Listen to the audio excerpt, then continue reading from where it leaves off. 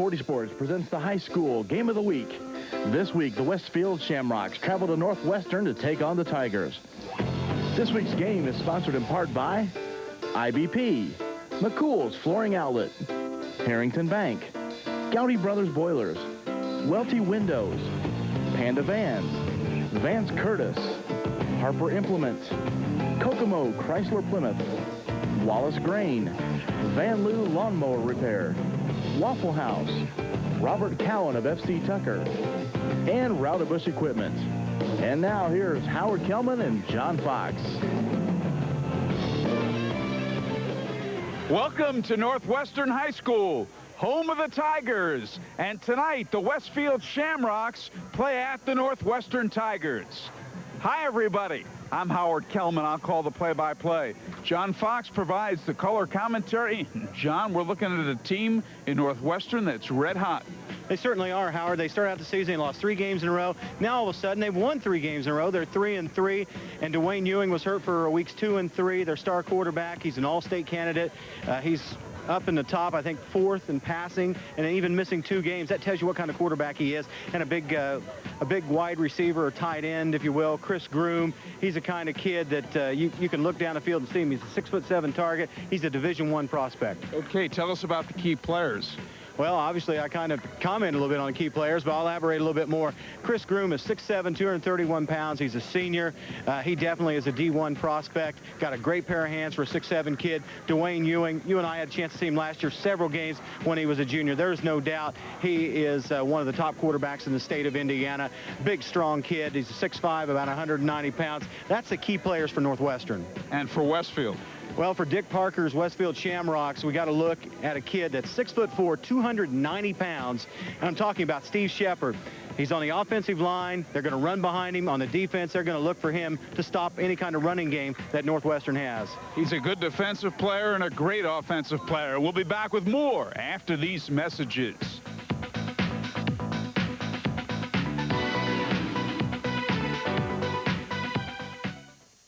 Gordo's Taco Shop for truly authentic Mexican. It's been 30 years since my family started McCool's Flooring Outlet, and since that time we've seen many changes, from shags to Berbers. One thing that hasn't changed is my family's commitment to quality. During our anniversary sale, you can find savings on Mohawk carpet made with DuPont Extra Life, the carpet that starts beautiful and stays beautiful. Congoleum vinyl featuring designer inlaid, the next generation of inlaid flooring, and many other values throughout the store. McCool's Flooring Outlet, everything for the floor and more. Northwestern will be kicking off. Joel Hunt will kick. Brandon Hoy and Kurt Cantlin are the deep men. And we are underway from Northwestern High School. Coming to the far sideline to Cantlin. And upended at the 27-yard line. Tackle made by Northwestern's Kyle Hardy. So 1st and 10. There's a look at Hardy, who made the tackle. 1st and 10 for the Westfield Shamrocks. Howard, I had a chance to talk to Dick Parker, longtime Westfield coach, before the ball game. He said the keys to victory for our Shamrocks tonight are to try to control Dwayne Ewing when they're on defense. And he said on offense, we need ball possession, ball control, keep the ball out of their hands. That's our best defense. Okay, Parker in his 10th year as coach of the Shamrocks. They hand off on 1st down to Todd McKinney, who until last week was the quarterback. In on that tackle for Northwestern was number 88 defensive end Chris Workman, also in there number 9 Scott in on the tackle. A pickup of 3. It's 2nd and 7. John, there's the Western offense. Westfield's offense is quarterback, and that's not correct. Todd McKinney has now moved to the tailback. Our quarterback is Travis Macy. And there's Macy barking out the signals. Hands off to Brandon Hoy, hitting the right side of the line on 2nd and 7. He gets a few. That'll bring up 3rd down and short yardage, the Westfield offense. Here's a look at the Shamrocks. At tight end, it's Dan Fleener. At tackle, Steve Shepard. He is a Division I player, 6'4", 290. Talked about him in the pregame. The other tackle, Brian Gray. And your center is Kevin Noy. And your guards are Ben Russell and Mike Benton. And your wide receivers, Luke Ray. And we'll run down that other wide receiver here in a second. 3rd down and 7. They pitch out to Hoy. And he will be stopped shy of the 1st down, brought down near the far sideline. In on the tackle, Howard, was Jason Braden, and he's another kid that returns from last year's ball club. Braden, 6'1", 197, and a senior. And we'll be talking a lot about him on offense. Yeah, Jason. My mistake, it is a 1st down. He made the 1st down. Up to the 37-yard line. Call it the 38. 1st and 10 from the 38. The handoff going to McKinney. Braden in there to make the stop again. We'll be talking a lot about Jason Braden on offense. He's a terrific running back. Certainly is, Howard. And looking at the officials for tonight's contest, referee is Bill Henning from Lafayette. Back judge is Phil Hatlin. He's from West Lafayette. Cliff Williams, linesman from West Lafayette. Todd Maiden, line judge from Monticello. And Andy Fristo is the umpire from Lafayette. 2nd and 9 from the 39. Macy hands off once again to McKinney. McKinney for a 1st down and more across the 50, down to the 49-yard line. Tackle made by Brad Shepard of Northwestern. I talked to Sherwood Haydock before the ball game, Howard, and Sherwood told me they're going with a new type of defense, 4 down linemen, 3 backers. Before, in the past, they went with a 44. Good look at the replay as you see Westfield picking up some valuable yardage. Todd McKinney, you can see why they switched him to tailback right there. Ball resting at the 50-yard line, and on 1st down, they go off the left side. They give the football to Connor Kuba, a 6'1", 190-pound junior fullback. Ryan Scott in on the last stop for Northwestern. Scott is the middle linebacker, one of 2 middle linebackers for Northwestern. Well, Kuba gains 7 yards. It'll be 2nd and 3 from the 43. No score. Clock running. Exactly 9 minutes to go in the 1st quarter. As you look at Travis Macy, the quarterback, 6 foot, 180-pound junior. He puts the ball on the ground on 1st down. They go off the right side. McKinney carries the football. And that is good enough for a 1st down. Jason Braden in there to make the stop. Also Andy Hardy, number 7, a 5'9", 150-pound sophomore that was also in along with Braden on the stop. Westfield with its 3rd 1st down of the game. 1st down from the 38-yard line. And they hand off once again to Kuba. And he is brought down on the play by Darren Graber. Well, Kuba's going to get the bulk of the work running the ball. Connor Kuba, 6'1", 190, and a junior. And he runs very hard. He's number 44, and he's a big kid, strong upper body. I talked to Sherwood Haydock before the ball game, and he told me, he says, I've looked at this Westfield team on film. They don't look as good, as he was quoted in the local Kokomo paper, as Westfield's been in the past, but they've got a few all-state candidates on their team. 2nd and 7 from the 35. McKinney down to the 31-yard line where he's tripped up. Todd McKinney, the tailback, a 6'1", 180-pound senior. Kyle Hardy in to make the tackle.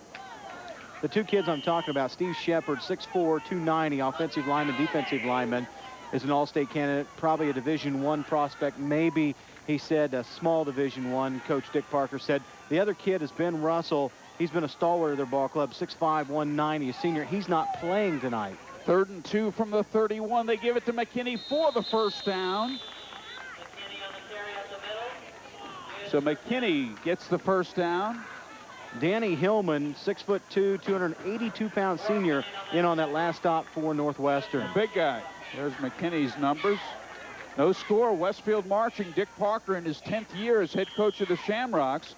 They are 2-4. He says we're improving and that the schedule this year is the toughest he's ever had in the 10 years he's been head coach.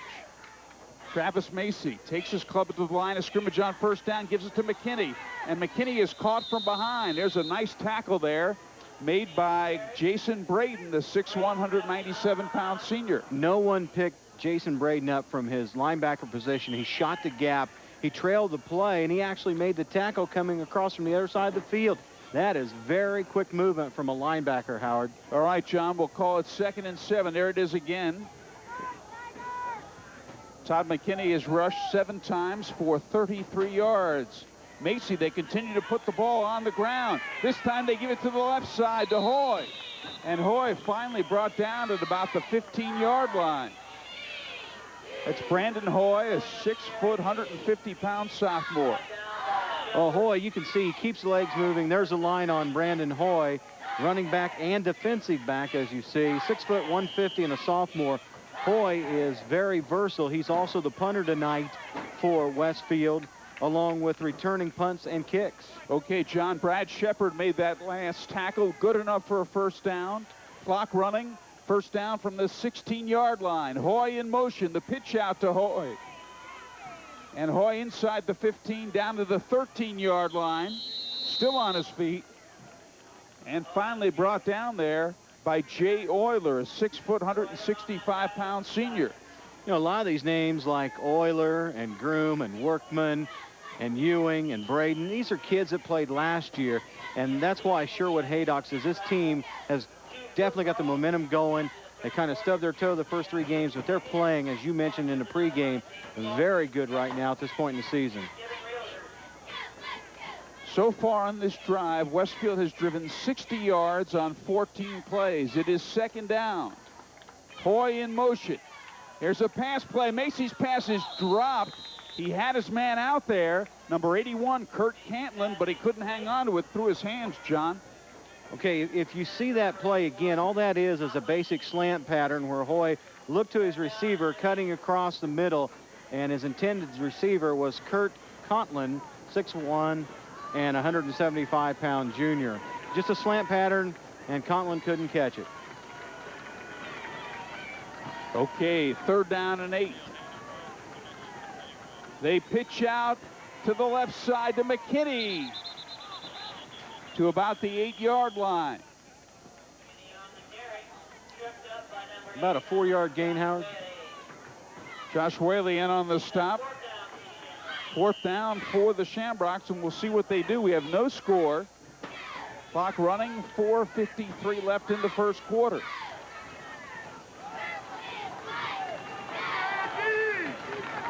Big play here for Westfield early in the game. They could send Northwestern a message early here, Howard. Kuba and McKinney are the running backs. Back of the quarterback, Macy. This is McKinney on the option. He's passing, and his pass is caught for a touchdown. A touchdown. And the man who made the reception was Eric Frazier. Well, deception that time was the ingredient of surprise, because when they handed the ball to McKinney, who's the former quarterback turned running back, there you see Macy. He pitches it back like an option. Then the halfback option pass goes in the end zone to a wide open number 21, Eric Frazier, an 8-yard TD pass with 4:30 remaining first quarter. Seth Catlin for the extra point. It is no good. 4 minutes and 30 seconds left in the first quarter on the IBP scoreboard. The score is Westfield 6, Northwestern nothing. We'll be right back.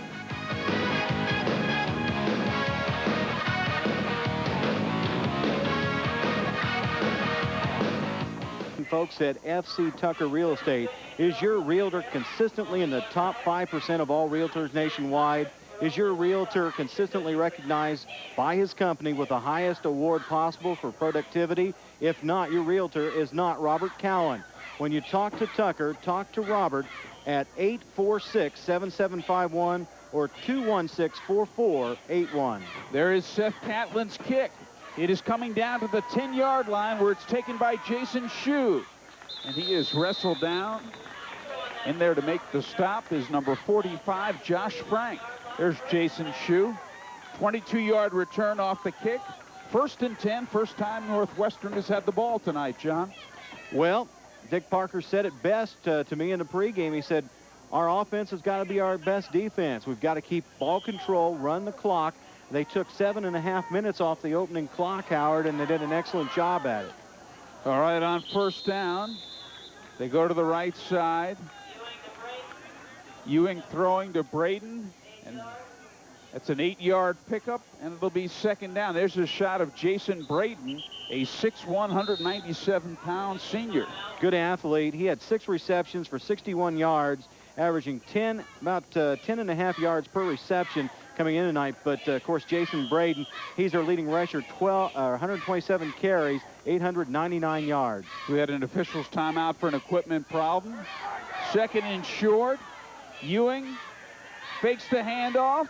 Throwing over the middle. It is intercepted. Intercepted. I believe his knee went down, the Shamrock who intercepted the pass, and it was intercepted by Kurt Contlin. Kurt Contlin was the man, 81. I thought it was 21 for a second, but it's 81. And boy, a big break here for Westfield, a quick turnover for Northwestern. And right now, Dick Parker's got to be pretty happy on that Westfield sideline. They controlled 7 minutes and 30 seconds of the opening game clock, got a touchdown. They got an interception to go along with it. McKinney on first down gets a couple across the 40 to the 41-yard line. We'll call it 2nd and 7 from there. Clock running. 3:40 to go first quarter. Westfield leading 6-0.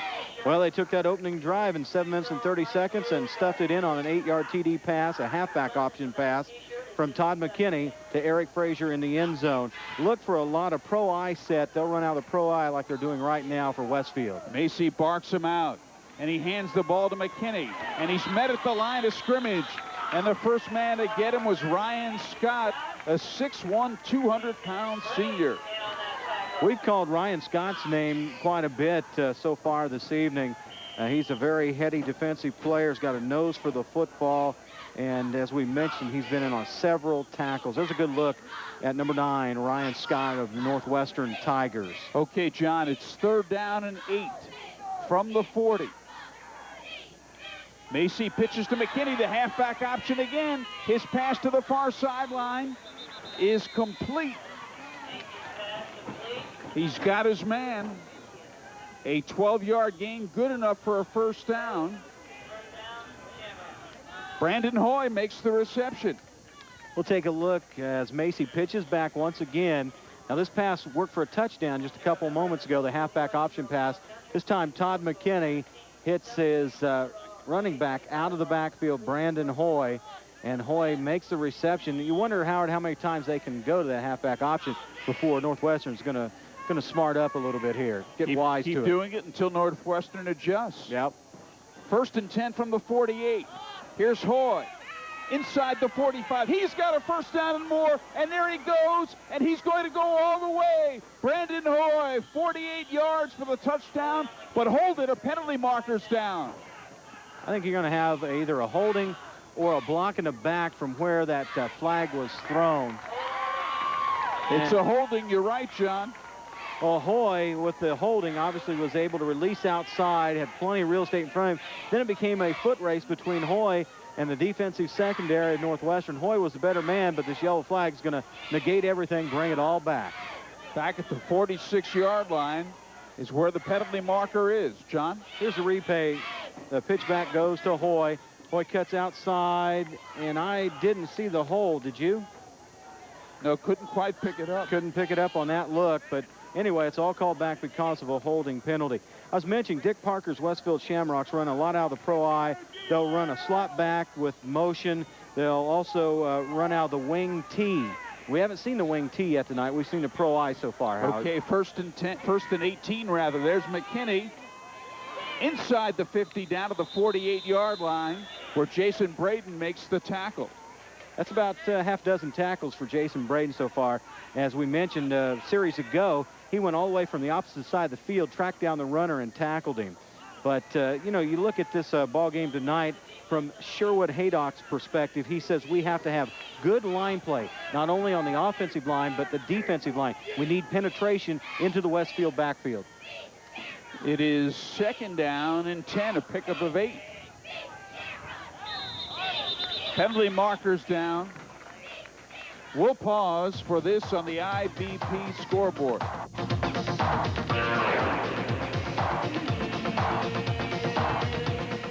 Insurance, 2 locations in Kokomo, Alto Road and Westfield, 104 North Main Street. Also, tonight's game brought to you by Van Loo Lawnmower. Van Loo Lawnmower has moved to 328 Rainbow Drive, or call 453-9529 or 453-7274. McKinney, the ball carrier, straight up the middle. He is brought down by Ryan Scott. And that'll bring up third down from the 46-yard line. Big play here for Westfield. 3rd and 7, John. Travis Macy, the quarterback. Throwing on third down, incomplete. Broken up, almost intercepted.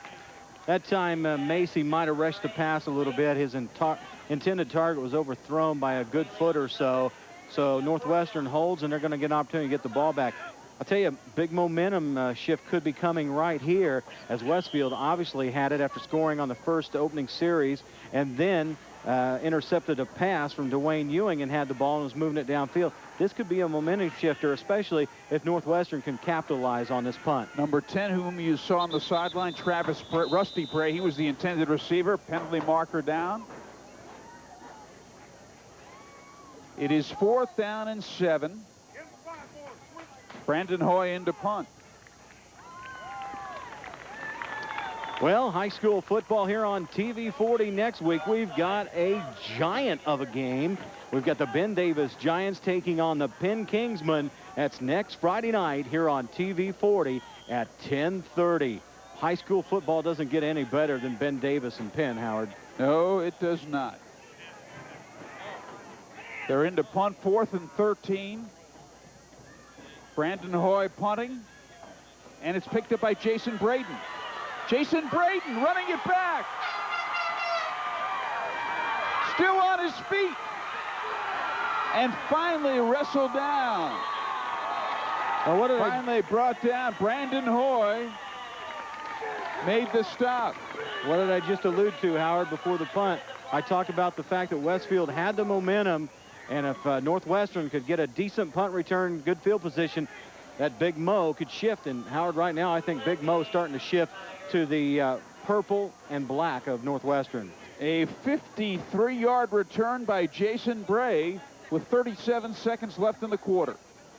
Jason Braden here on the return, cuts to the left, then shifts back against the grain, runs by a couple would-be tacklers, had a good block, still on his feet right here. He's going to get contact from a Shamrock. He ducks under him, and eventually the overflow of Westfield's defense will catch up there on the screen at the end. Hoy is one of the guys in to make the stop for Westfield. First down for Northwestern from the 46-yard line. So here are the Tigers trailing 6-0, 37 seconds left in the quarter. Dwayne Ewing is the quarterback. And the man in motion. Ewing back to throw on first down. His pass is incomplete. Howard, I believe Westfield so far in his first quarter with only 32 seconds to go has done a very good job on pass defense. They've already intercepted one of Ewing's passes, but they've got good blanket coverage on guys like Groom. You see him there walking the far side of the field, big number 99, Division I prospect. Northwestern's coached by Sherwood Haydock in his 3rd year. Succeeded Dan Robinson. 2nd and 10. There's Haydock on the sidelines. Haydock was very successful at Whiting High School before he came. The pass is complete. Good enough for a first down. His favorite receiver, Chris Groom, the 6'7", 230-pound senior.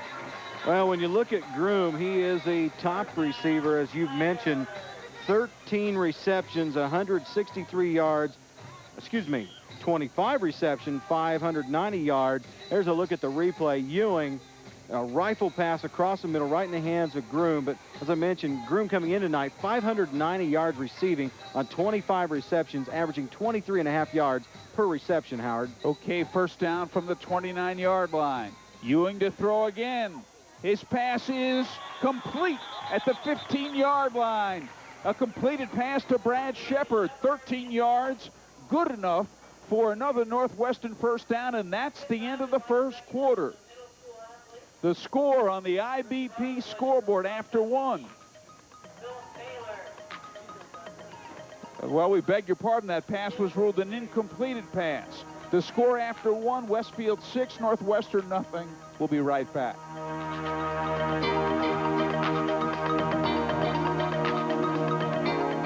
And that pass is incomplete. The pass is incomplete. It was intended for Northwestern's number 24, Chris Blazer. Tonight's game brought to you by Robert Callen, FC Tucker Real Estate Company, Incorporated.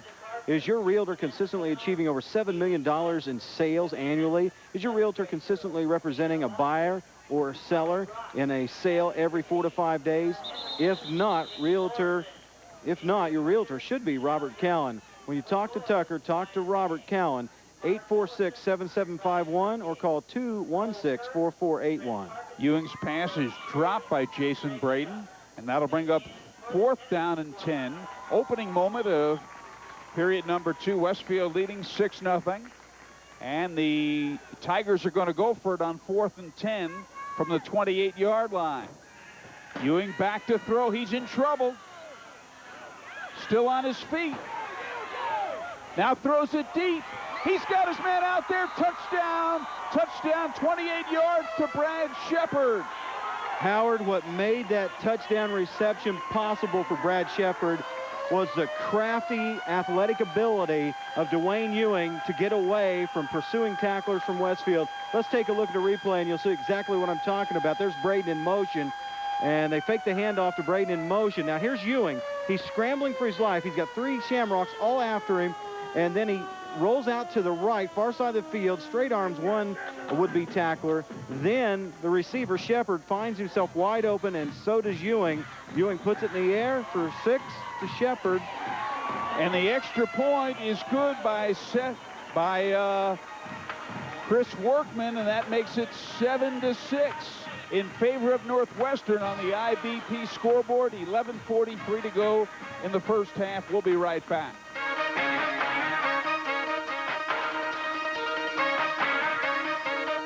Taco Shop, the best place and price in Kokomo for real Mexican food.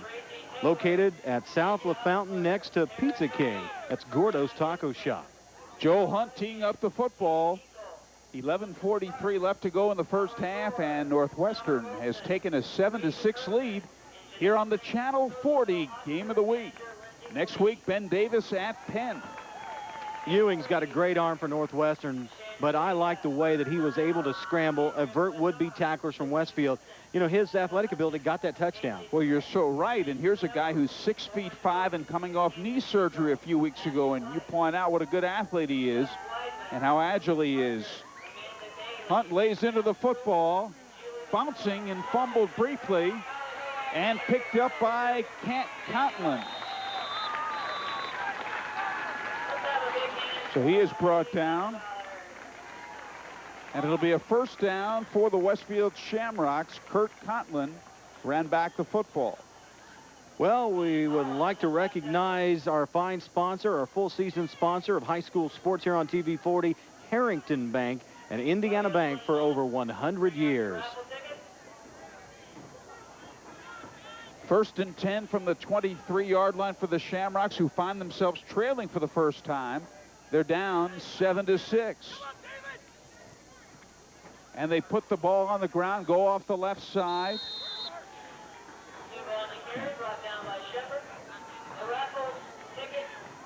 Okay, the ball carrier was Connor Kuba, and Brad Shepard made the tackle.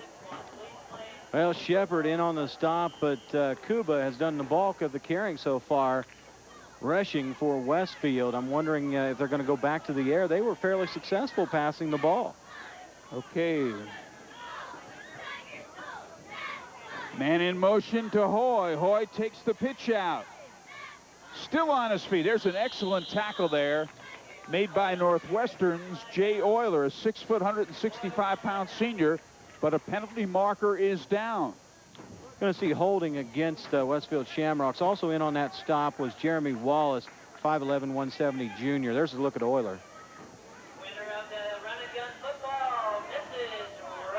Okay, my apologies, Howard. Where they threw the football, excuse me, the flag, where the football was positioned, it looked like it could be in the area of holding, but they say it was a clip. 10:58 left to go, so that'll negate the run. Really, his first half has went extremely quick. We've got a 7-6 score on the board. Northwestern up by 1. You know, to kind of comment on Sherwood Haydock, he said, we've got to be quick on defense because they're a finesse team, Westfield is. Sherwood Haydock says, we've got to be quick on defense.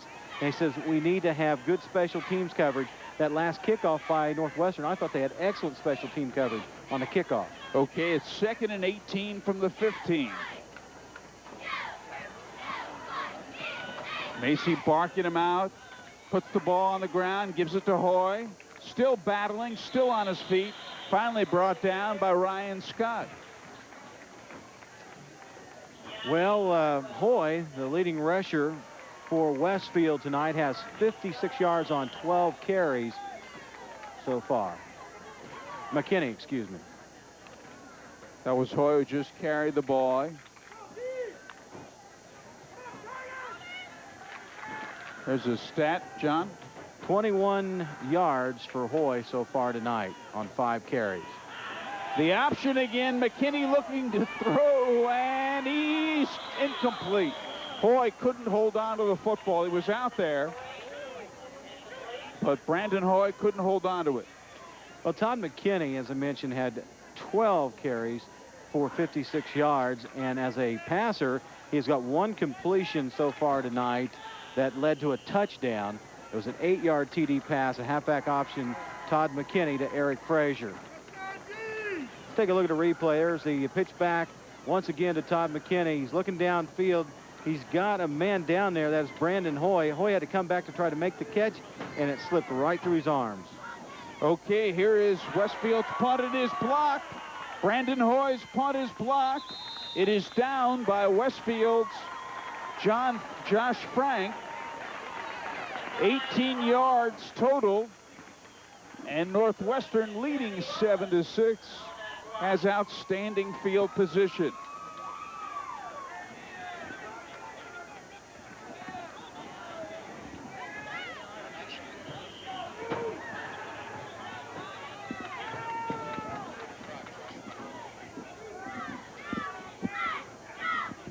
Northwestern ball on first down, a double reverse. Groom is going to throw. He's got his man out there. It's called a touchdown. The touchdown to Josh Whaley. 34 yards. You talk about seeing the option today. Both clubs have pulled it off. Well, that time, that was a beautiful pass. You see Ewing handing off on a double reverse. And this time it is Groom, Chris Groom, throwing the halfback. Actually, that is a tight end option pass, to be politically correct. He's got a man wide open in the end zone for the touchdown. And all of a sudden, Northwestern is back on top. There's the extra point. No good. As Chris Workman misses the extra point wide to the right. Northwestern leading 13-6 on the IBP scoreboard. 9:41 left to go in the first half. We'll be right back.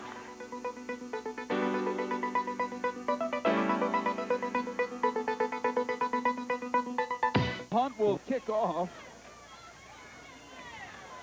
13-6 in favor of Northwestern. John? Tonight's game brought to you by Van Loo Lawn Mowers. They've moved to a new location at 328 Rainbow Drive, or give them a call in Kokomo at 453-9529 or 453-7274. That's Van Loo Lawn Mowers. Joe Hunt will be kicking off for Northwestern. And he really gets his leg into this one. It's deep, it's end over end, and it is taken by Contlin. Gets away from, fumbles the football, and Northwestern has it. The Tigers have recovered. The Tigers have recovered. Bobby Maddox picked up the ball. We'll take a look at the replay, Howard. That was one of the things that Sherwood Haydock wanted, was good special teams play, and they got it tonight. You'll see the ball get stripped out here in just a moment. Right there going for the tackle. The ball comes free, goes flying in the air, and all of a sudden, Northwestern's got the ball back after the Westfield turnover, and they've got great field position at the 28-yard line of Westfield. It was Jeremy Wallace who recovered the football, number 53. So Northwestern on the attack again, leading 13-6. Ewing back to throw. He's wasting no time. It is incomplete. Broken up nicely there by Kurt Contlin, number 81. The pass intended for Brad Shepard. Well, Contlin really couldn't have had any better pass coverage there as he went right up to knock the ball away. Northwestern wasting no time. Back to the line of scrimmage again, leading 13-6, 9:28 to go. Little pass to the right side to Chris Groom. He's a tough man to bring down. They finally got him down at the far sideline. Will Bailey made the stop.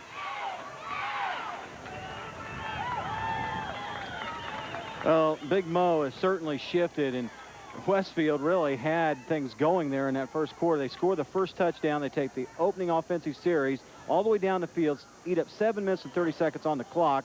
Then they intercept the Dwayne Ewing pass, and then they have to give it up, punt it away. Northwestern returns a nice punt deep into Westfield territory. Northwestern scores, and now Northwestern's trying for their third score of the night. 13 yards and a first down on the pass play. Here's Jason Braden carrying on first down. And brought down there by Steve Shepard, a 6'4", 290-pounder, the man of whom John spoke earlier.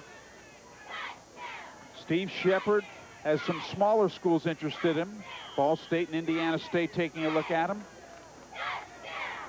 On second down, Braden again, straight up the middle. Interesting to see Northwestern put it on the ground a couple of times because they've been airing it out. Certainly, and the one comment I was going to make, Howard, is the fact that Northwestern's offensive line is starting to get off the ball a lot better here in the second quarter, opening up the holes for the running game for the Tigers. So Sherwood Haydock's got to be pleased with the explosion off the offensive line, especially here in this quarter. Third down. And whistles. The officials confer.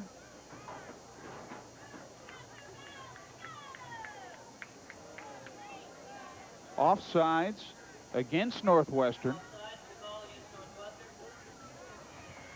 They may very well have lined up offsides. That ball was on about the 2, so they're going to move it back to the 7 now. That offensive line, tight end Chris Groom, as we mentioned, he's had the tight end halfback option pass. The offensive tackles are Chris Long, number 73, and Danny Hillman. They've done a good job, along with offensive guards Tony Young and Nick Stout, Howard. Okay, John, still third down. Ewing out of the shotgun. Ewing back to throw, and his pass is going to be incomplete.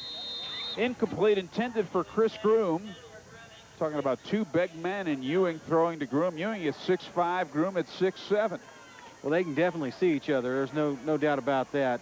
One can look over the line, and the other one can look back across the line and see where the trajectory of the ball is coming from. But here's a fourth down situation for Northwestern, and we'll see what their extra point and field goal kickers like here, Howard. All right, they're going to go for a field goal, and it is going to be Joel Hunt. Joel Hunt to kick it. Andy Hardy will hold. 25-yard attempt. The angle is to the left. The kick has the distance. It is good. 8:06 left to go in the first half. On the IBP scoreboard, the score, Northwestern 16, Westfield 6. We'll be back after these messages.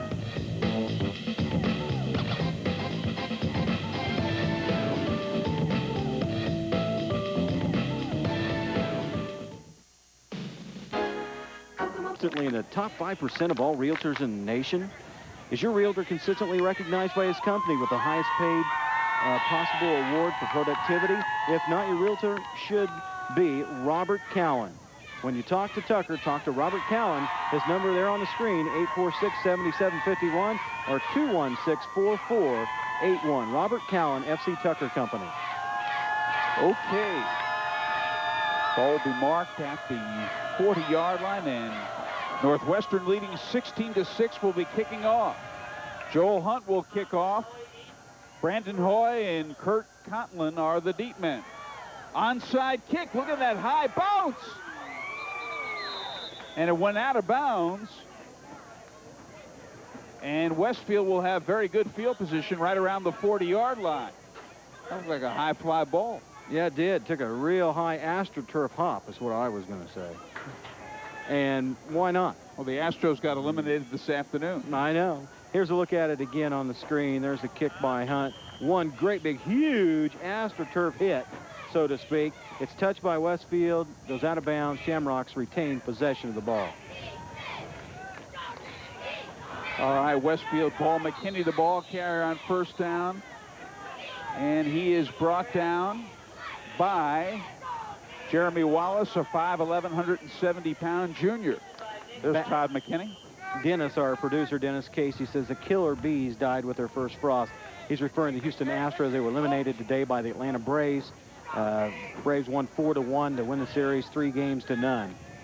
Biggio, Bell, and Bagwell, the killer bees, saw some pretty good pitching, and that stopped them completely. Yeah, they were 2 for 30 officially.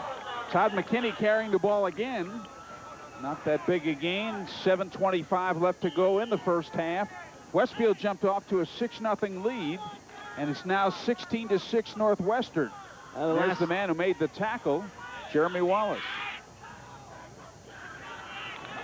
So it'll be a 3rd and 6 from the 46. Once again, 43 defense being applied by Northwestern.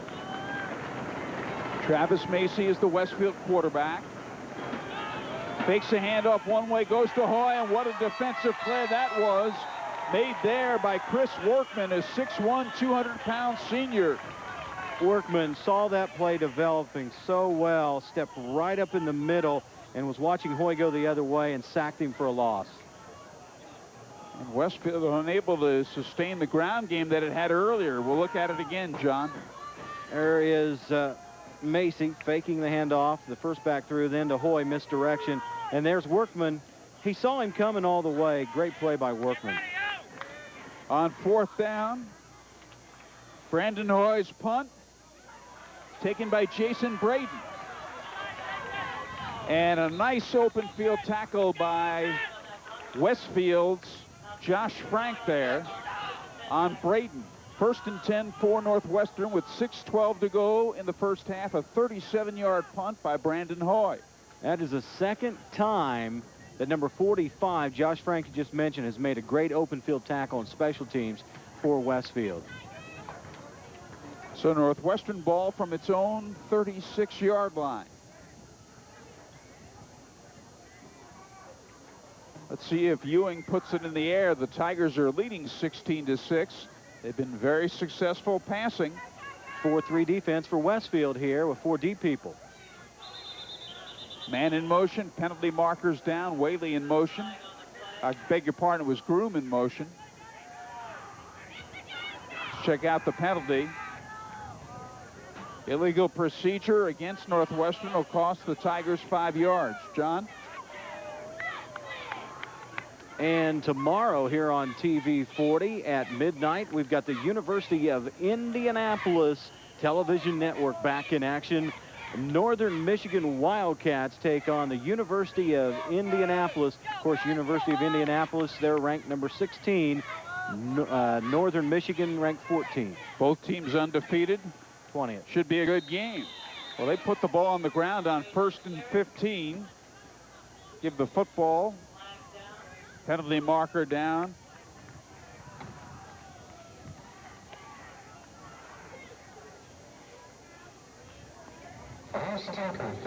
Ball carrier on that last play was Matt Smiley. Illegal motion.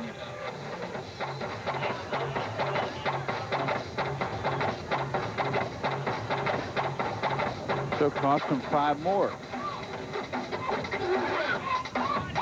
There it is. It is declined, though. Westfield declines the penalty, takes the down.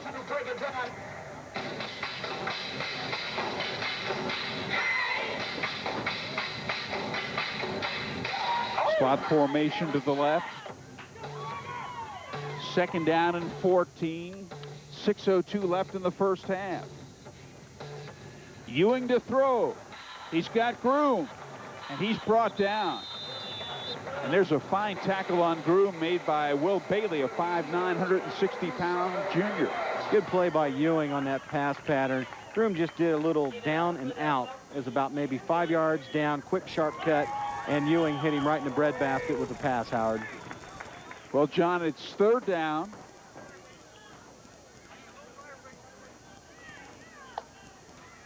Third down, a passing down again. 3rd and 6 from the 40. Ewing fakes the handoff. Throws over the middle, broken up nicely. Broken up there by Connor Kuba. Kuba was kind of playing center field as a linebacker there, and he was just kind of reading the eyes of the quarterback. Did a good job of getting right in the pass pattern. Knocked it down, Howard. Penalty marker, though.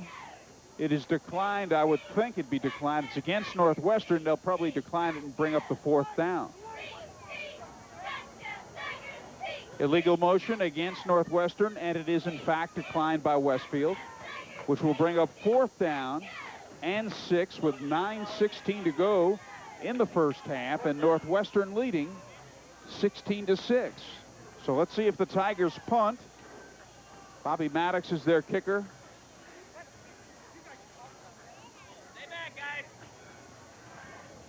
Ball at the 40-yard line. I didn't pick up the young lady's number, but Westfield has a girl playing on their varsity football roster this year. She's over on the far sideline, Howard. I don't know if you caught that before the game or not.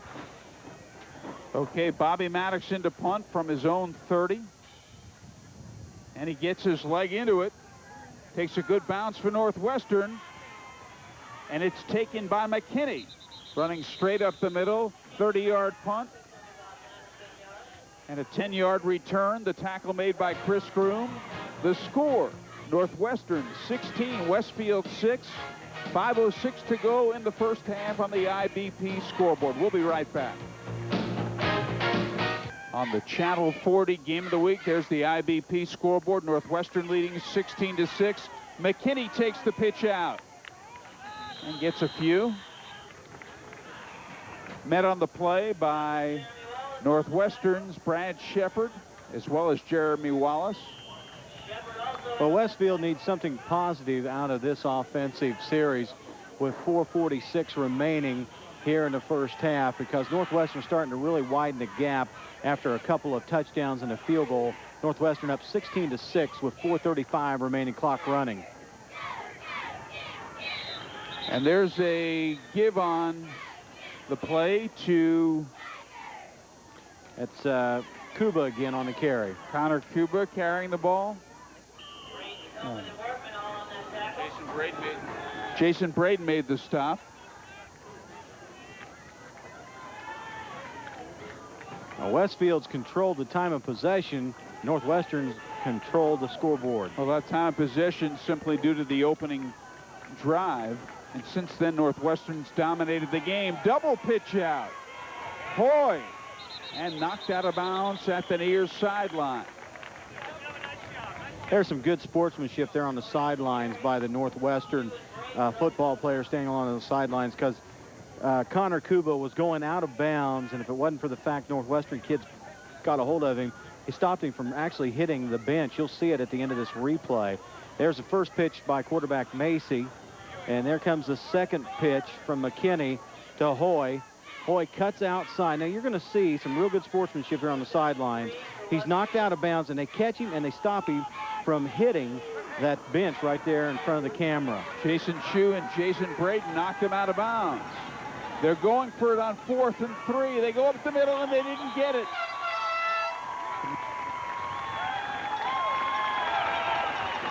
Well, John DeLuca, the ball carrier. A backup running back, 5'7", 145-pound junior, number 34, carried the ball, and they did not make the first down. Howard, we talked about the time of possession. Northwestern only 3 minutes, 39 seconds. Westfield, 16 minutes and 30 seconds. Now, Northwestern's got the ball, and they're going to have a chance to mount a little time of possession up there. They're already up by 10, and they've done it by some razzle-dazzle halfback option. Likewise, Westfield's got their only touchdown by the halfback option. There's a pass that is dropped. That's a lateral, isn't it? I don't think so. I think it was a forward pass. Jason Braden dropped it. I had a pretty good look at it, and it looked like it was a forward pass, well, slightly, just barely. It's got to be a forward pass past the line of scrimmage, not behind the line of scrimmage. I'd like to look at that one again because it looked like a lateral to me. 2nd down and 10. 3:47 left to go in the first half. You were talking about time of possession, and you remember what Lou Holtz said about time of possession. The only time of possession that's important is who gets to keep the ball at the end. That's right. And the game's over. Ewing to throw. He's throwing deep. Incomplete. Incomplete. His intended receiver there, Chris Blazer, and that'll bring up 3rd and 10. If you watch Ewing, there's a good look at Blazer and his numbers on the screen for Northwestern. If you look at Ewing, he does a very good job when he drops in his straight back pocket position of executing the faked handoff. A lot of times you'll see some of the defensive linemen of Westfield bite on that handoff, but he does a good job with execution and allows himself a couple extra seconds. Westfield is called for roughing the passer. It would have been 3rd and 10, and I'll tell you, that really hurts the Shamrocks, who already are trailing 16-6 with 3:41 left to go. But that is a 1st down for the Tigers. Ewing is 5 of 14 for 83 yards. He takes his club to the line of scrimmage on 1st and 10 from the 32. Slot back formation this time for Northwestern. Ewing fakes one handoff, gives on a counter, and he gives the ball to Jason Shue, who picks up substantial yardage. Good blocking for Shue behind long, stout Hall, the center. Brian Hall, we mentioned him before. Tony Young and Danny Hillman. Good offensive line blocking, especially here in this quarter, the 2nd quarter. Good look at number 2, Jason Shue, 5'10", 155, and a sophomore. I talked to Dick Parker. He said the one thing he was concerned about, Howard, was the fact that Northwestern throws so many various formations at you. It's hard to tell what's going to happen. They'll run maybe 10 different formations in a quarter, let alone a ball game. They're waving off the penalty. They're waving off the penalty. I guess you knew that, so that's why you kept on. I just kept right on going, yep. You're right. I want to get that point in because it's a very good point in this ball game because Westfield's trying to keep up with the different offensive looks. A little bit ago, they ran 2 slot backs. There's a slot back on the left part of your screen, and then you've got three slot backs. You knew they were going to wave it off. Jason Braden. Connor Kuba in there to make the stop. Also making a tackle was, assisted tackle was David Powers, 5'11", 185-pound sophomore. It is a 1st down for Northwestern.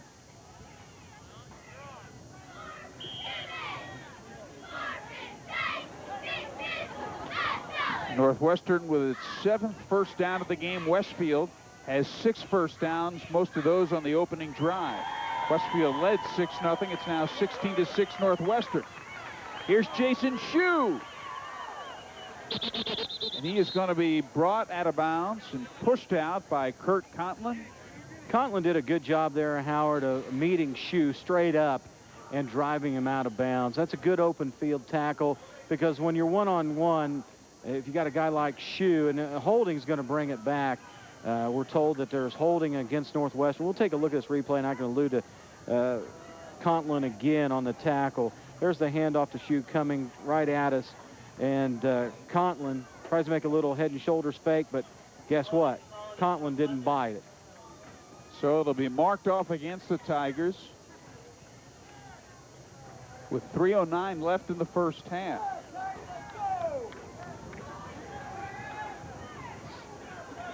First down and 22 yards to go. Ewing will operate out of the shotgun. Executive producer Dennis Casey, director Jeff Elliott. Ewing setting up a screen. His pass is incomplete. Nearest man of that ball was big number 60, Steve Shepard, 6'4", 290, defensive lineman. And he's the guy we talked a lot about tonight on the Westfield side of the football. That middle screen didn't develop, I don't think, the way that Coach Sherwood Haydock wanted it to. Brad Shepard was the intended receiver. We thank Steve Leitner from the Kokomo Tribune helping us with statistics. Our regular stat man, Tim Borf, has the week off. He's at Kokomo, so he doesn't have the week off. He's at Kokomo High School with David Casey. Well, he's always someplace keeping stats. Yeah, he's a good man. And there are the whistles. Legal motion, I think, is going to be the call, Howard. And that's what it's going to be against Northwestern. All right. They'll mark it off, and the Tigers lately have been getting hit by penalties.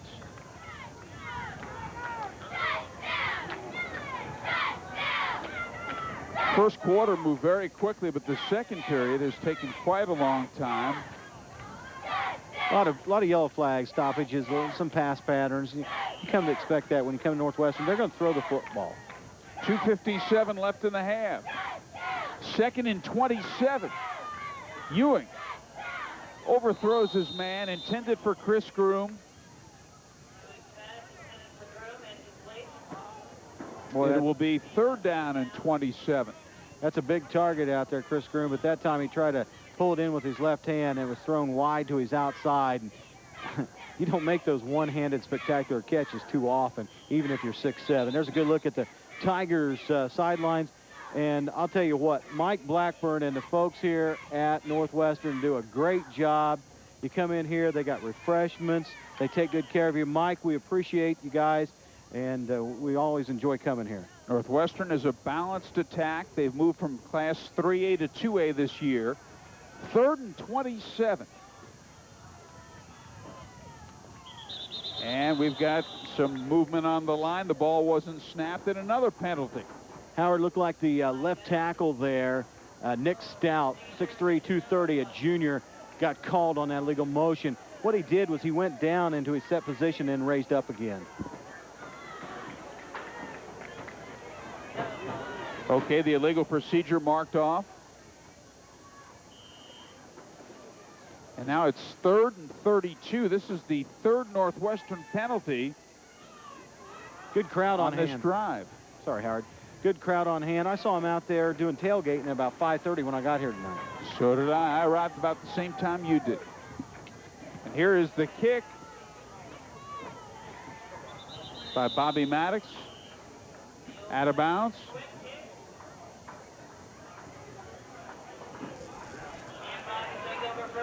So it'll be a 1st down for Westfield, 21-yard punt. Well, he tried to angle it and get it in a coffin corner and put it inside the 10, but not a bad job. You know, if it's touchback, they get it to the 20 anyway. You're right. You're right a great deal. You know that? Howard, you're just trying to build my ego this evening. Okay, there's number 25, Travis Macy. He is the quarterback. 6 foot, 160-pound junior. Puts it on the ground on 1st down. And they get a few. Todd McKinney, the ball carrier.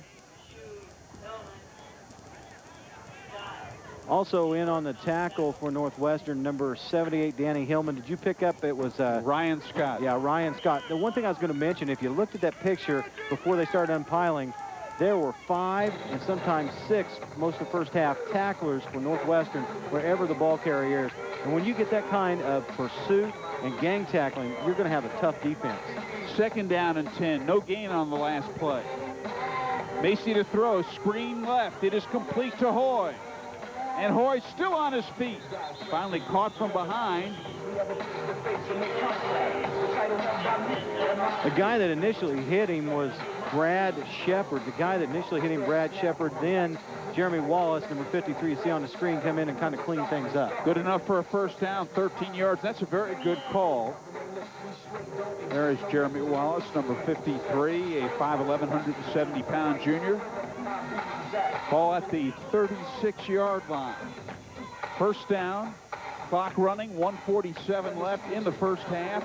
16-6, little mix-up there. Hoy, the ball carrier, and he goes nowhere.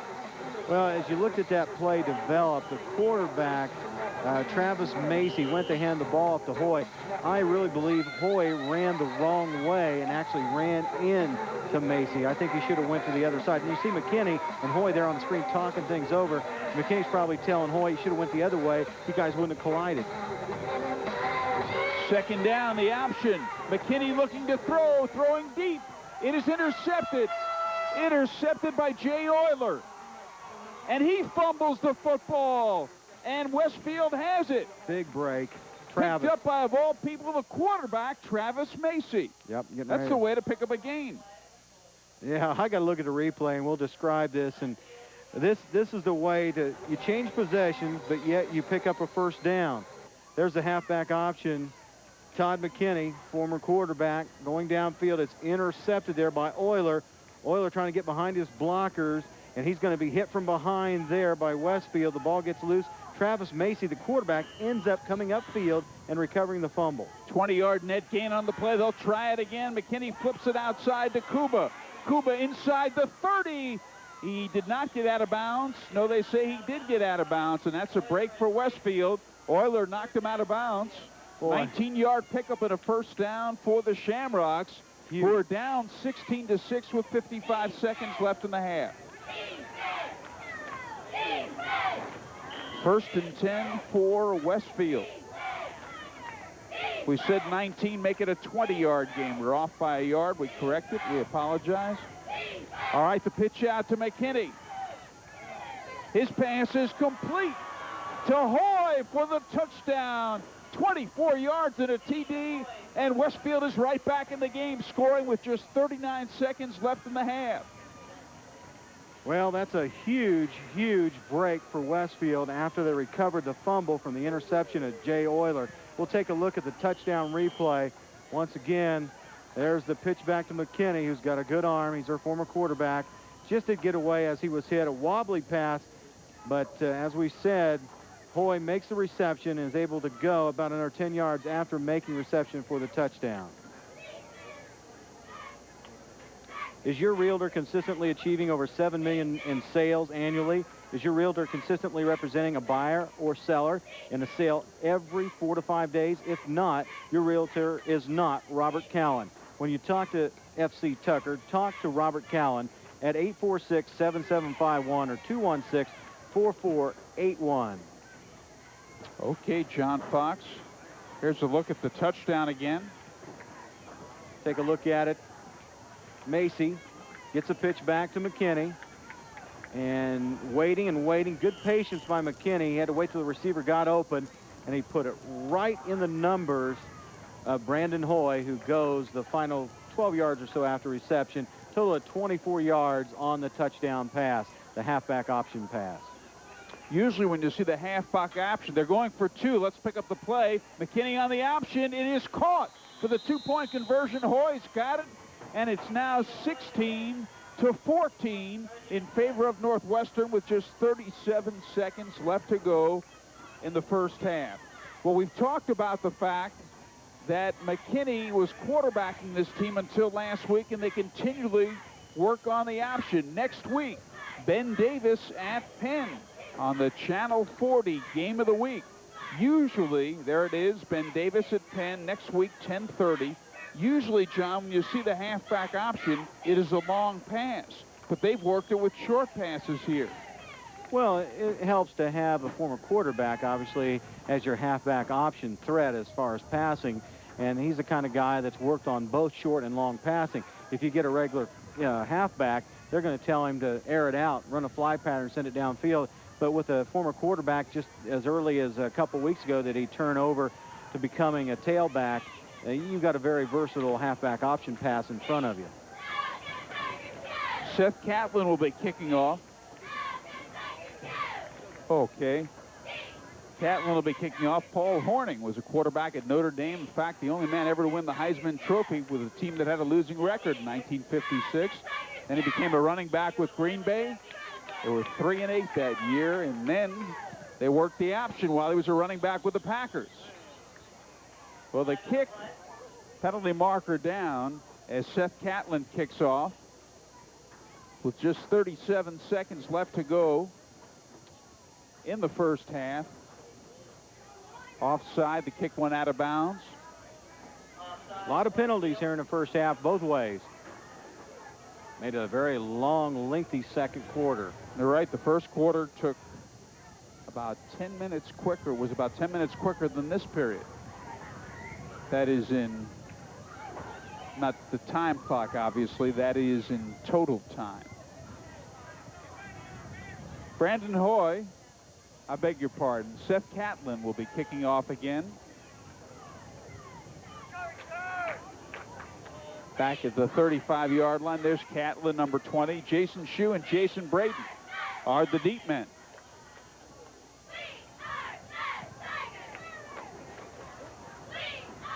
And the kick to the far sideline, and it's out of bounds there, and that'll be another offsides against Westfield. If I'm Northwestern, I'm chasing that ball all the way out of bounds. I'm not going to assume that ball is going to roll out of bounds because, as someone in the press box mentioned, that's a live ball. If it doesn't roll out of bounds, Westfield could be in great shape.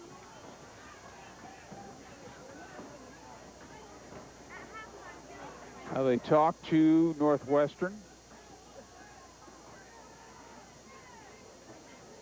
You would think they'd take the penalty, or they could take it at the 35, correct? That's right. I'd take it at the 35, go 1st and 10 from there. With a guy like Dwayne Ewing, a couple passes, and you're in scoring position, maybe one pass and you score. That time illegal procedure. And they will take it, in fact. At the 35. Very good high school football game, due in part to a great, huge break for Westfield after they had a pass intercepted. Northwestern fumbled it. The quarterback for Westfield recovered it, and they eventually score off of it. 20-yard net gain on the play. So Northwestern's ball. Ewing hands off on 1st down to Braden. He has a 1st down and more. Jason Braden picks up 13 yards, 32 seconds left to go in the quarter, and Northwestern lines up without a huddle. Ball at the 47.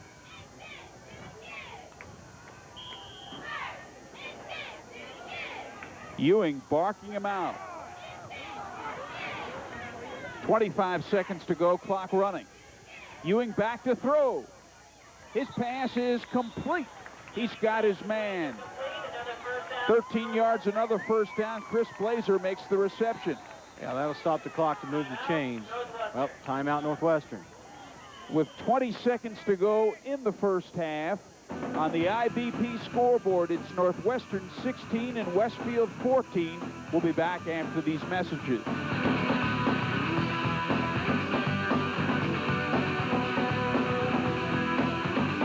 For Northwestern, Ewing to throw. His pass is almost, or is it intercepted? It's incomplete.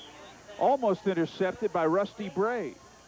Pass intended for Chris Groom, and he got hit right at the time the ball got there, and that hard pop loosened the ball out of the grasp of Chris Groom. And as you mentioned, Howard, Westfield nearly intercepted. I believe it was number 81 nearly making the interception, Kurt Contlin. Now, was it Rusty Bray? I'm sorry. Okay, it's 2nd and 10, John, from the 34. Clock stopped, 15 seconds left in the half. Northwestern leading 16-14. Ewing is throwing deep, and it is going to be incomplete. He led his man, the intended receiver, Brad Shepard. Coverage on the play provided by Brandon Hoy. Had a chance to see Dwayne Ewing's arm there. He threw that one across the field about 35 yards and incomplete. Just 8 seconds left to go in the half. You know, Northwestern earlier pulled off the option. Maybe they'll try it again. Well, Sherwood Haydock's going to go out and talk things over with his Tigers. I'd like to tell you about the fine folks at Gordo's Taco Shop, the best place and price in Kokomo for real Mexican food. Located on South LaFountain next to the Pizza King. That's Gordo's Taco Shop in Kokomo. You like those tacos? So do I. Yeah, I had one tonight. There's a look at Gordo's address at 3015 South LaFountain here in Kokomo. Also, Hobson Insurance with 2 locations on Alto Road in Kokomo and in Westfield at 104 North Main Street. That's Hobson Insurance. And another fine sponsor of high school sports is Van Loo Lawn Mowers. They've moved to a new location at 328 Rainbow Drive, or call them at 453-9529. 3rd and 10, ball at the 34. 8 seconds to go. Ewing's going to let it all hang out here. Throwing deep. Man out there. 2 men out there. Incomplete, though. And 1 second left to go in the half. Hoy broke it up. The intended receiver, number 89, Josh Whaley. That was a concern of Dick Parker, was his defensive secondary against the arm and the passing attack at Northwestern.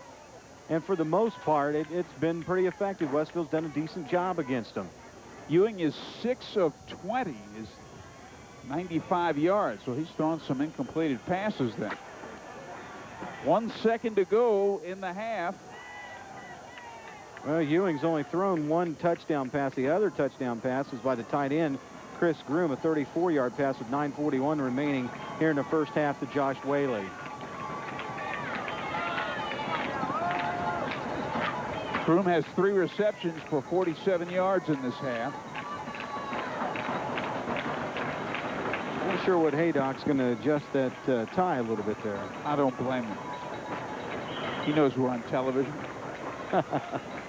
1 second to go in the half. Ewing to throw. Throwing deep, straight down the middle. Batted down, incomplete, and that will end the first half. The ball batted down by Kurt Contlin. So that's the end of the first half. The score on the IBP scoreboard, Northwestern 16, Westfield 14.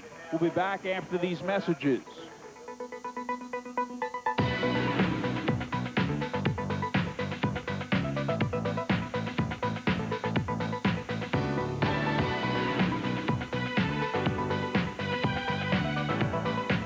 IBP scoreboard, Northwestern leading 16-14 as we begin this third quarter here on the Channel 40 Game of the Week. Got us a good game going here as we start the third quarter, and Westfield's Dick Parker got to be very pleased with his Shamrocks in the first half. There is Catlin's kick, and it goes out of bounds at the far sideline. I'll take the ball to 35, Howard, go 1st and 10. That's decent field position. Illegal procedure against Westfield. And Northwestern is going to take the ball at the 35-yard line. 1st and 10 for the Tigers from their own 35. Dwayne Ewing is the quarterback. Josh Whaley comes wide to the left. I'm going to look for Ewing to put the ball in the air here, Howard. Well, that's what Northwestern did in the first half, John. The Tigers came out throwing the football. They're leading by 2 points. First play from scrimmage, third quarter. They run right. Jason Braden still on his feet. Finally run out at the far sideline. And the stop made by David Powers, a 5'11", 185-pounder. 26-yard gain for Jason Braden. Oh, great run by Jason Braden. He got outside, got behind his blockers, used his blocking very well to pick up that big gainer for Northwestern. 1st and 10 for the Tigers. Ball at the 38-yard line of Westfield. Ewing walking around, barking out the signals. Man in motion. The handoff to Braden again. Braden to about the 28. He's close to another first down. He may have it. Penalty marker down.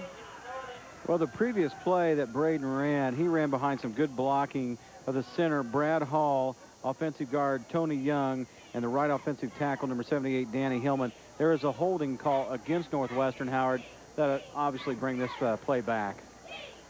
It's about an 11-yard gain before the holding play. So it would have been a first down. There it is again, John. There's a look at the replay. Braden goes outside. There you see the hold, and I saw it as it was developing. It looked like number 78, Danny Hillman, was a guilty party for Northwestern. Ball brought back to the 49-yard line. First down and 20 for the Tigers. Opening moment of period 3.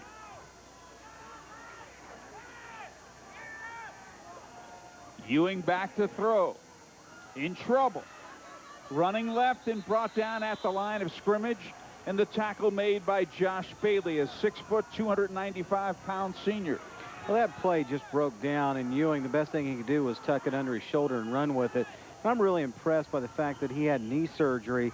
He had a partially torn ligament in his knee, and that was the right knee. Actually, it was cartilage damage, but they told me that there was a little bit of a tear in one of the ligaments. They originally thought when he was first injured, it was an ACL type injury, and they're very glad it wasn't. He had the scope.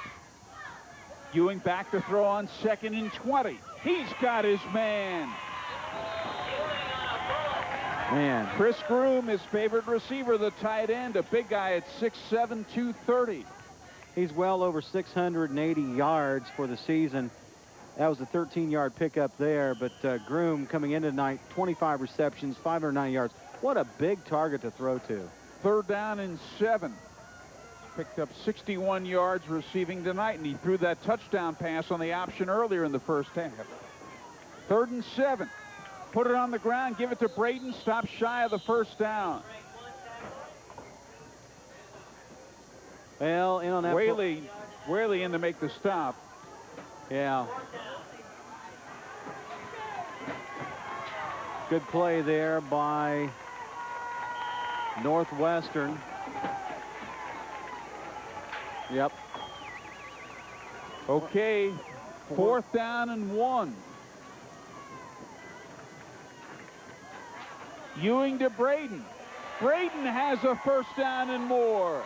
Fumble, but I believe the play had been blown dead. Braden ran behind some good blocking, Howard.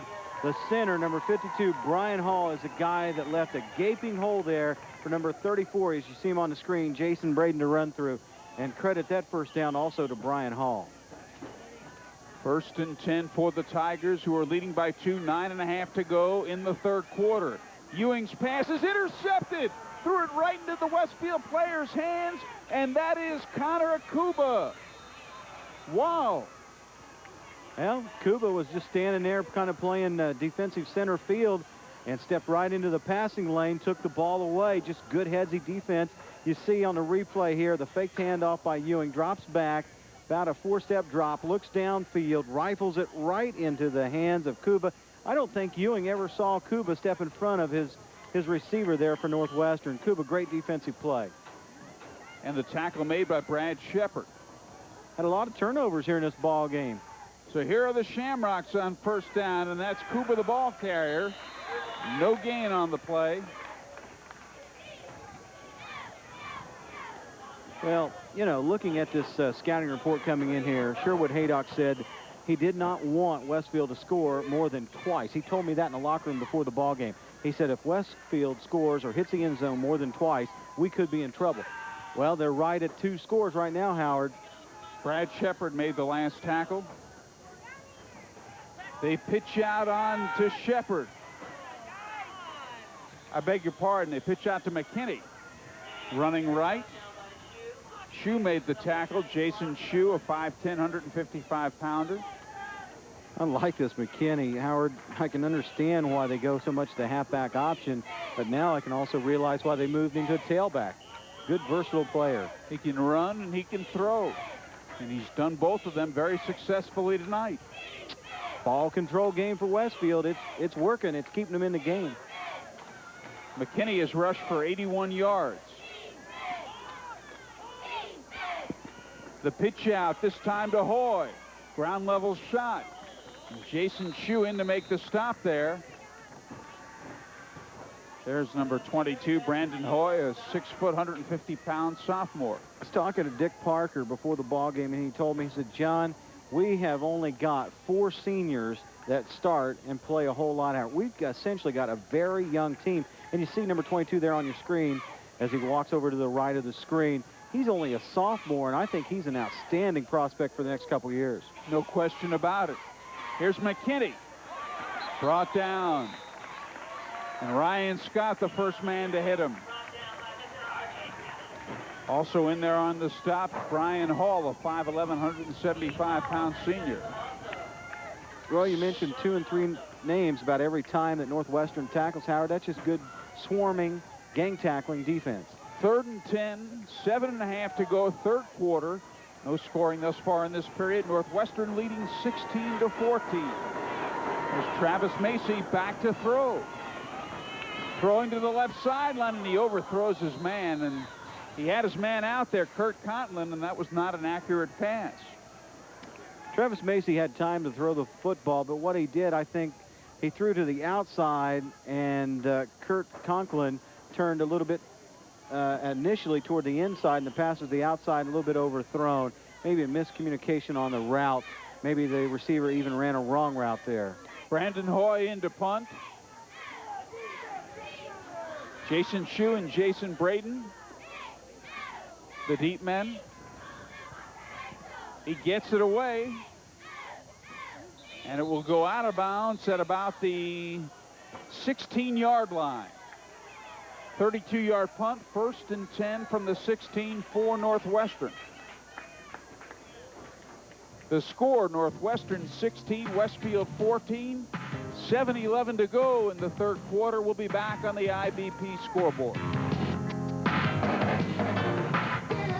Thursday, October 2nd, I had a quote in here from Coach Sherwood Haydock about the fact that he watched video and said Westfield didn't look as good as they have in the past as far as their team goes. Right now, I think Westfield's playing awful well. My mistake, Whaley, Jason Whaley kicked the football. Josh Whaley, that is. McKinney carries the football here. So Northwestern has changed punters. When we had him a few weeks ago, Bobby Maddox did all the kicking, all the punting, I should say. Well, I handed the defensive chart to one of the assistant coaches from the starters you guys had from the Western game, and he put a big red X through the whole lineup and then rewrote everything. See that? Right there on my sheet? Yeah, I see that, Josh Whaley. Yeah, okay. Totally different than what it was when you were here. 2nd down. The option. McKinney's pass is complete to Hoy, and there goes Brandon Hoy. Touchdown. 53-yard TD pass. I don't see any yellow flags out there either. I really like this Brandon Hoy, and the halfback option works well when you got a former quarterback running the halfback option. Let's take a look at the replay as this develops. You know, Travis Macy is going to take the snap. Then he immediately, nice pitch back to Todd McKinney. McKinney's looking all the way for Hoy. Hoy's running a nice little route in the middle. Boom, right there, catches it. Misses, arm tackle misses there by Shue. And then it's a foot race between Hoy and it looks like Euler. And at the end, Workman tries a diving tackle and he misses. 53-yard touchdown halfback option pass from Todd McKinney to Brandon Hoy. Gotta like Hoy, only a sophomore. Yes, you're right. And I would think that Westfield would go for 2 points, ahead by 4, 20-16, with 4:59 left to go in the third quarter. Westfield was trailing 16-6, and now it leads 20-16. John? Is your realtor consistently achieving over $7 million in sales annually? Is your realtor consistently representing a buyer or seller and sell every 4 to 5 days? If not, your realtor is not Robert Cowan. When you talk to Tucker, talk to Robert. Call 846-7751 or 216-4481. That's Robert Cowan, FC Tucker Company. Okay, here are the Westfield Shamrocks going for 2. Pitch out to McKinney. He's going to run, and he got in there, but a penalty marker is down. They'll bring it back. It is holding against Westfield. I wonder what the, I don't have a line on the stats of passing for the halfback option former quarterback Todd McKinney, but I'd like to take a look at it. I mean, he has definitely been a big factor. 4 for 6 so far tonight, 97 yards passing, and 3 touchdowns. That's the biggie. He's thrown for 3 TD passes. Boy. They mark off the hold against the Shamrocks. Let's see if they still go for 2. They're up by 4, 20-16, 4:59 left to go in the third quarter. They'll still go for 2. It's not going to be that easy, though, this time. The option again. Little swing pass back outside to the quarterback, Macy, who is in there. Creativity at its best. Dick Parker's doing a good job, and his staff with the play calls, Howard. Macy pitches back to McKinney, who throws the pass on the option to Macy for the 2-point conversion. John? Yep, there you see McKinney throwing to the quarterback, Travis Macy, and he's wide open, and he goes right in the end zone untouched. 22-16, Westfield is surprising some folks. There it is. There's your score on the IBP scoreboard. We have 4:59 left to go in the third quarter. We'll be back in a moment. Jason Shue and Jason Braden. And he really got his leg into this one, in and out of the end zone for the touchback. You can kind of feel the electricity from the far sidelines of Westfield right now, up by 6. The best place and price in Kokomo for real Mexican food, obviously located on South LaFountain next to Pizza King. It's Gordo's Taco Shop. That's where the Casey family goes to eat each and every week. I saw Dennis there. A Northwestern graduate, Don Radcliffe, is the owner. That's right. Of Gordo's. And I understand he's a very nice man. Well, I've enjoyed several of the Gordo's tacos when we've been up in the Kokomo area.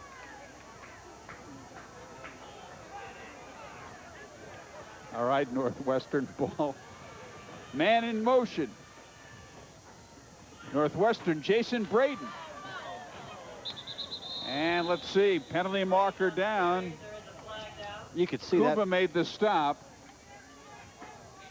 What you'd like out of your defensive back, Rusty Bray there, and holding is the call. Rusty Bray didn't force the play immediately into the inside. That's what you want from your defensive back, and that enabled him to gain a few more yards. But it'll be brought back anyway as Northwestern continues to hurt itself with penalties. They shot themselves in the foot in that second quarter with penalties, Howard, and it really allowed Westfield to get only down by 2 because of all the penalties and a costly turnover, and Westfield scores before halftime, gets a 2-point PAT, and it's 16-14. The only score in the second half has been by Westfield, and all of a sudden Westfield's on top by 6. Yeah, penalties have hurt them. They've been penalized 9 times for 75 yards. See what Dwayne Ewing can do. He's back to throw. I believe it's incomplete.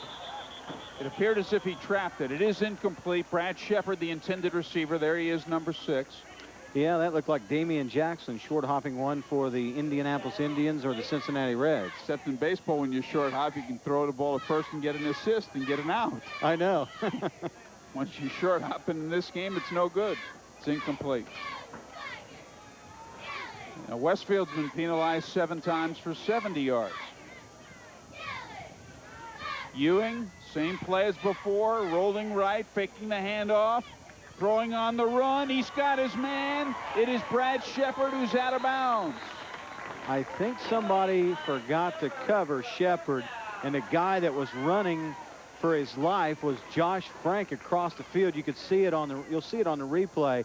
45, Josh Frank will come into your picture. There's the faked handoff. Ewing rolling to his far right, far side of the field, being pursued by Westfield's Brian Gray. There's the pass by Ewing downfield. There you see 45 come in at the last second.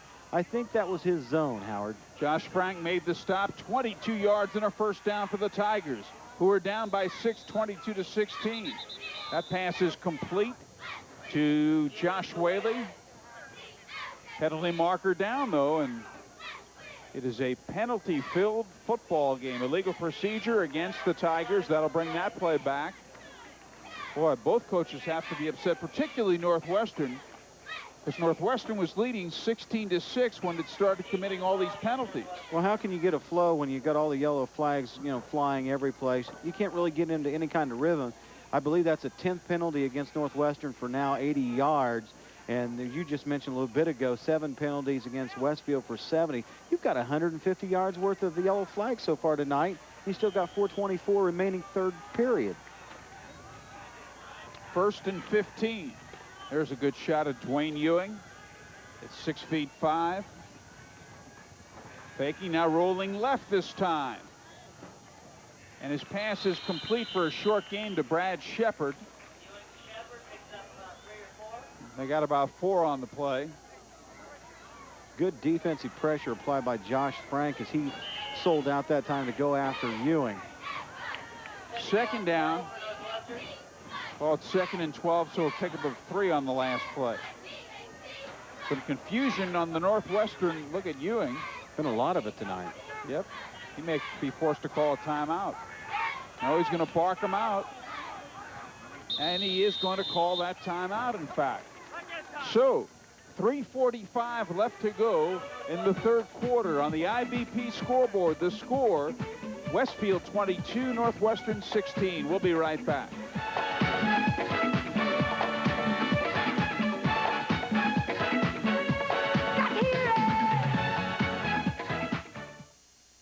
Tired of having trouble starting your tractor when spring comes?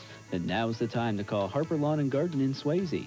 With Harper's Grasshopper Winter Service Program, they'll come pick up your Grasshopper mower, give it a tune-up, clean and level the deck, change the oil, sharpen and balance the blades, pressure clean your mower, give it a 26-point service check, and deliver it back to your door, all for one low price. Plus, I guarantee it will start in the spring. So call your Grasshopper dealer, Harper Lawn and Garden, and make your appointment today. Good pay for hard work. That simple idea has built a nation and given workers in America's heartland the power to raise families and shape communities. Granted, a few things have changed over the years, but one thing remains the same. We still believe in good pay for a day's work. We're IBP Logansport, an equal opportunity employer. Apply today. Contact the employment office or call 1-800-728-2709. It's been 30 years since my family started McCool's Flooring Outlet, and since that time we've seen many changes, from shags to Berbers. One thing that hasn't changed is my family's commitment to quality. During our anniversary sale, you can find savings on Mohawk carpet made with DuPont Extra Life, the carpet that starts beautiful and stays beautiful. Congoleum vinyl featuring designer inlaid, the next generation of inlaid flooring, and many other values throughout the store. McCool's Flooring Outlet, everything for the floor and more. Do you want to know what a real Boilermaker is? At County Game of the week, there's your IBP scoreboard. Westfield leading 22-16. Ewing fakes the handoff, rolling right, good protection. His pass is incomplete. Crowd wanting a penalty flag and an interference call, but it appeared as if the hit was after the ball was dropped. You're exactly right, Howard. It was well after the ball was dropped. I think what they wanted was an unsportsmanlike conduct late hit penalty. We'll take a look at the replay, but the would-be receiver for Northwestern, you see Ewing faking the handoff there, looking downfield. The receiver has got blanket coverage, as you'll see it on the screen in just a moment or two. There's like 4 or 5 defenders right in the zone, and they were going for Groom. And there you see the hit that they were wanting as a late flag or a late hit. 3rd and 12. Ewing to throw. And he throws on the run. It is intercepted. Intercepted by Brandon Hoy. Has he not been every place on this field tonight? And he's, as you pointed out a few times, just a sophomore. Boy, I'll tell you, he is a headsy kid.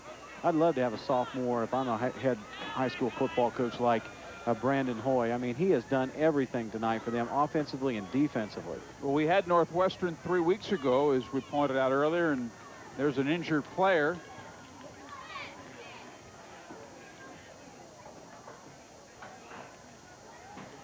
Go ahead and allude to your comment about Northwestern. You had a chance to see We're making the Western. point that Dwayne Ewing played a much better game 3 weeks ago than he has tonight.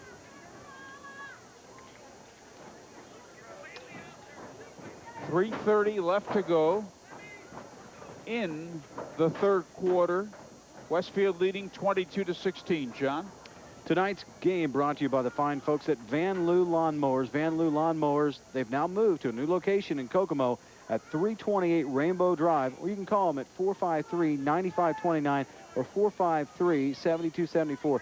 Van Loo Lawnmowers, I understand Dennis Casey's getting ready to take his lawnmower over there and get it serviced and put up for the winter. All right, there's our next week's game. Next week, TV 40 has one of the great matchups of high school football for this year. Ben Davis Giants travel to Penn to take on the Kingsmen.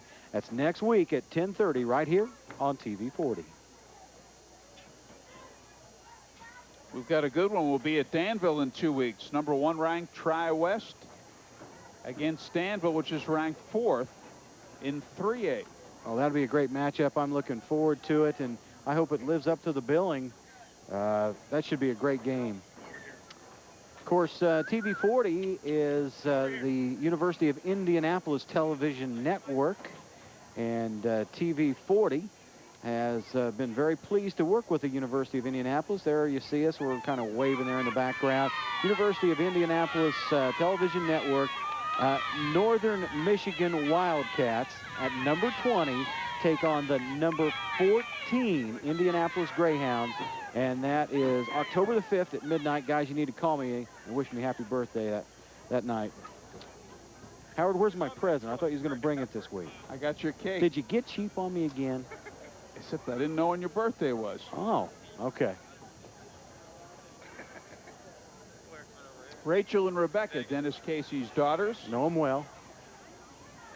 Their 10th birthday. They're twins. Today? Today is their 10th birthday. They're having a big party at Dennis's house tonight. 10-year-old girls. Boy, I tell you, our producer, Dennis Casey, can handle just about anything if he can handle a situation like that. Oh, Helen Casey, let's give her all the credit then. Okay, it was Josh Whaley, the injured player. There he is. There's Josh Whaley. Let's take a look at a replay where he gets injured and try to pick it up. Oh, he leaped high there and got cut down. You see him falling down. I'll tell you, one primary rule you try to teach high school kids is not to try to leap over would-be tackler, because then you get in a somersault position and you could critically get hurt, Howard. You're vulnerable when that happens. Todd McKinney spins away. Now he's running the football and is out of bounds. Jason Shue pushed him out of bounds. I'll tell you one thing. I wouldn't have too much trouble picking the most valuable player of tonight's game so far. It's that man there, Todd McKinney. I don't know. I'd kind of argue that point a little bit. Number 22 in my mind, I felt like he's been very valuable also, and that's Brandon Hoy. I don't deny that. McKinney's thrown 3 touchdown passes on the option. But look at all the big plays that Hoy's come up with defensively and also on offense, and the big runs he's had. Okay, Scrimmage. Travis Macy, the quarterback. Do I give a good case? Yes, you do.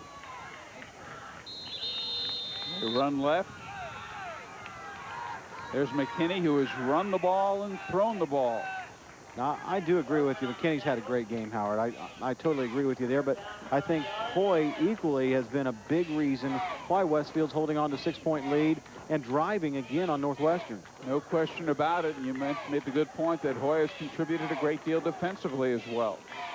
Well, Westfield leading 22-16, 3rd and 2, clock running, 2:50 to go in the 3rd quarter. Westfield trying to make it a 2-possession game. Did he get it? McKinney, the ball carrier. Hey, Howard, Hoy has been on the receiving end of 2 of those Todd McKinney touchdown passes. It is a 1st down. Pretty good. They've both played great football. 1st and 10 for Westfield. Clock running. They're eating up some clock, and they're driving as well. And Northwestern led this game at one point, 16-6. A lot of penalties and turnovers hurt Northwestern in that 2nd quarter. Macy pitches out to Hoy.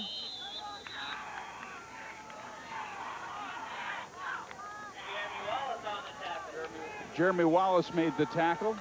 Well, Hoy did a good thing. He got hit at the line of scrimmage, kept his legs moving, and if you notice, because he kept his legs moving, he didn't lose any yardage, but he actually picked up 3 yards because he did something fundamentally sound. And as a running back, you got to keep the legs moving. Keep him churning. Churning.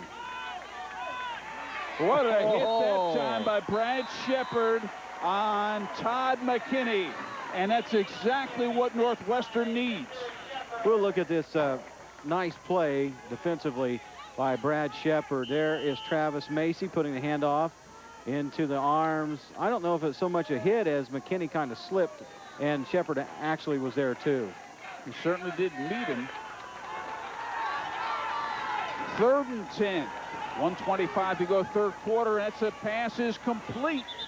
Penalty marker down, though. The completed pass to number 81, Kurt Contlin. But the penalty marker down. It is going to be against Westfield. They'll bring it back. I saw someone on the end of the Westfield line move, and I don't know if that was Contlin, Kurt Contlin, number 81, or not. Well, Contlin made the reception. Illegal motion against the Shamrocks. Sherwood Haydock told me we need good line play tonight to be successful for Northwestern. Keep them out of the end zone. Don't let them score more than twice.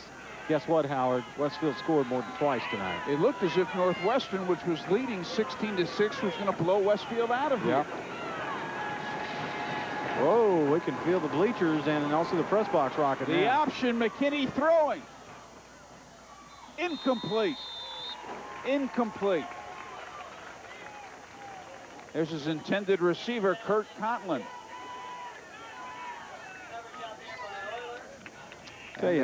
Coverage on the play provided by Jay Euler. So I was just getting ready to mention Jay Euler's done an outstanding job defensively covering the corners for Northwestern. But that halfback option pass has been the one thing Northwestern's been seeing run on the handoff of McKinney, but now I think here in the second half, they're thinking pass. 1:01 to go. The option, McKinney throwing. Incomplete. There are 2 penalty marks down. It looked as if we saw pass interference near the goal line. They could be offsetting penalties, John. Well, in this case, obviously the holding call was thrown first. We'll wait and see what. There's the hold against Westfield. And there's the pass interference against Northwestern. They're offsetting penalties. We'll do it over. Good call, Dennis Casey. Was right on the money. You know, he's perfect so far this year. I don't think he's missed one yet, has he, as our executive producer? Yeah, he's also doing some stats tonight. Multi-talented man. 4th and 15. What do we got here? 54 seconds left in the third quarter. It's amazing. The game is over 2 hours old. We're still in the third quarter after a very quick first period. Well, the officiating crew has got a lot of PT, a lot of prime time on TV 40 here tonight. And the referee is Bill Henning making that latest call.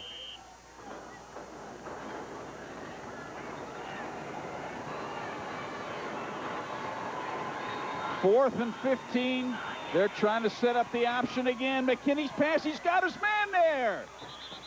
It's a completed pass to Kurt Contlin, and Todd McKinney's done it again. I believe it's enough for a first down. It was real close to that first down yard marker. I haven't seen, yeah, they're going to rule it a first down, but McKinney rolls away from a lot of Northwestern pressure, then lets it go on the run. You know, that's a strong arm to be running one way and try to throw it the other, back across the grain. Absolutely. Just, a great athletic move there by McKinney. 19 yards and a first down. And they don't get in. Ooh. I don't know if you picked up what I saw at the very end. It looked like a hand went in there and grabbed some of the face mask, but I don't think anybody picked it up. McKinney, the ball carrier. McKinney has thrown for 116 yards and 3 TDs. And what's the quarterback thrown for? That's the question. The halfback was the quarterback up until a couple weeks ago. Todd McKinney. Travis Macy's thrown for 22 yards. They don't get in again. McKinney, the ball carrier, gets to about the 3. Among those in on the stop, Jay Euler. And that is the end of the third quarter with the score on the IBP scoreboard. Westfield 22, Northwestern 16. Back with the fourth and final period after this.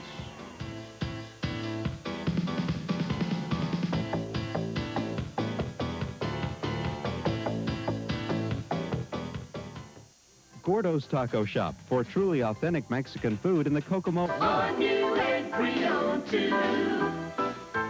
Kokomo Chrysler Plymouth has it all for you, for you, for you. Ask yourself, why go anywhere else? Why go anywhere else?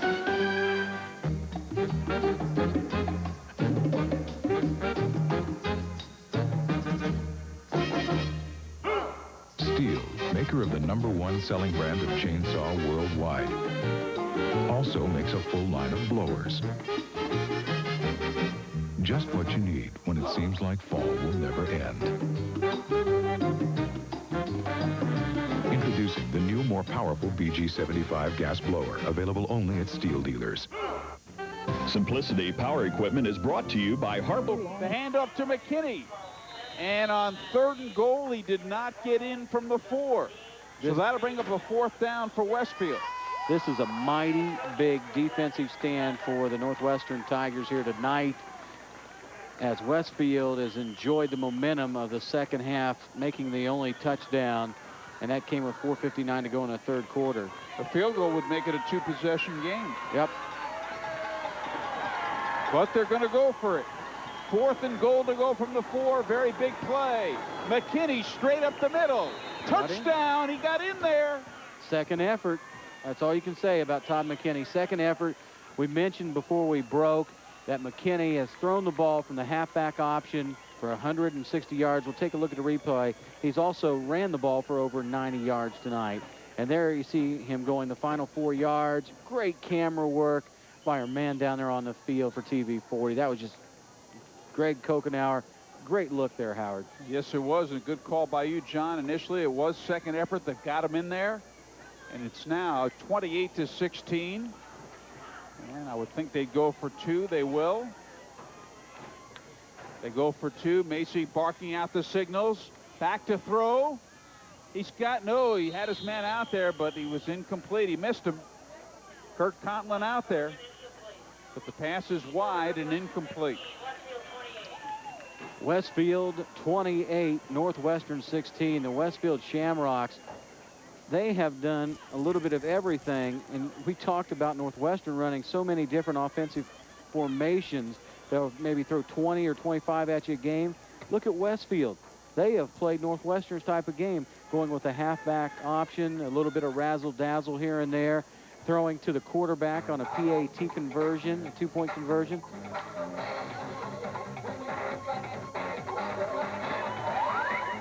Greg Kokenauer is on the field camera tonight. Bill Baker tonight is on the game cam for TV 40.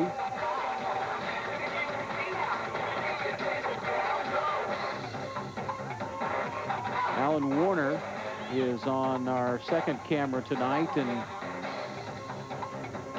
getting all the good tight close-ups on the tackles and the running backs going through the line. So Alan's done a real good job for us, Howard. Okay. Seth Catlin will kick off. Jason Shue, Jason Braden are the deep men. Opening moment of period 4, and Westfield now ahead by 12 points. Westfield leading 28-16. And this is Jason Braden. Still on his feet. Breaks out in the clear for the moment. And is going to be stopped at the 44-yard line. And it was Macy, who was the quarterback, who made the tackle. 46-yard return there for Jason Braden. That is the second big return he's had tonight. We'll take a look at the return. There's the numbers on Jason Braden, 6'1", 197, a senior here at Northwestern High School. Braden had a great punt return in the first half and now has, here in the 4th quarter, good kickoff returns. It's been a game of unanswered points. Westfield scored to make it 6-0. Northwestern reels off 16 straight to lead 16-6.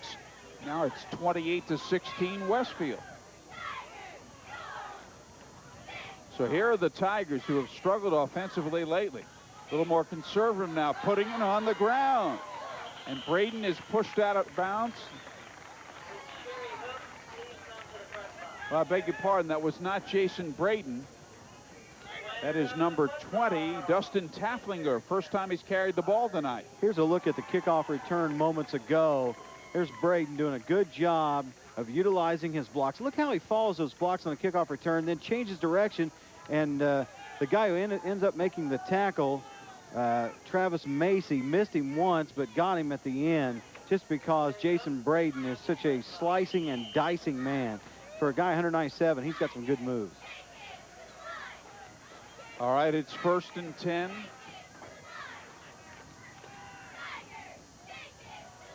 Ewing barking him out. Hands off to Jason Shue. And a good gain there. Rusty Bray in on the stop.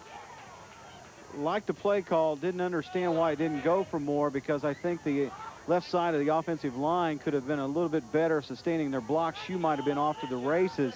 Just a little bit of a counter, misdirection handoff, Howard. 10:40 to go in the game. Very important set of downs. Northwestern trailing by 12 points, but Northwestern is at the Westfield 27-yard line. 2nd and 4. Ewing is in trouble. Hit from behind and knocked out of bounds, and a fine play by Rusty Bray. Good pursuit by Bray. I think credit goes to the Westfield secondary as well as the man that brought down Ewing there. The secondary covered up the receivers of Ewing. Here's a look at the replay. Fakes the handoff, rolls clear out here near side of the field to right with a man in pursuit of him. That's Rusty Bray. Now, Bray's eventually going to catch Ewing here, but we couldn't see downfield, but you could tell downfield all of his receivers for Northwestern were covered, which forced Ewing into running with the football, Howard. Ewing hands off to Braden. And he doesn't go too far, and again, Rusty Bray made the stop. Here's Jason Braden getting up. He's very active, was the only comment I'm going to make. You know, Bray has been going in motion with a receiver, going in motion most of the night for Northwestern. And the last couple times, he's just been coming on the play, going after the man with the ball.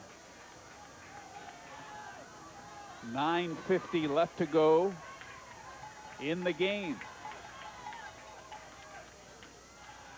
Ewing to throw. Got his man. Oh, boy. Chris Groom. 6'7", extends that body as much as he can, brings down the pass. He's a man among boys out there at 6'7". 24-yard pass play going from Ewing to Groom. Of course, Groom, I believe Ball State has been talking to him quite a bit. All right, it is 1st and goal to go. 1st and goal to go. Ball State like him to attend. He might want to go to a Big Ten school if he gets the opportunity. Big, huge target. Braden. Battling and close, but not quite there. Well, Northwestern, Howard, punches this one in. We've got a brand new ball game. Brian Gray in on the stop.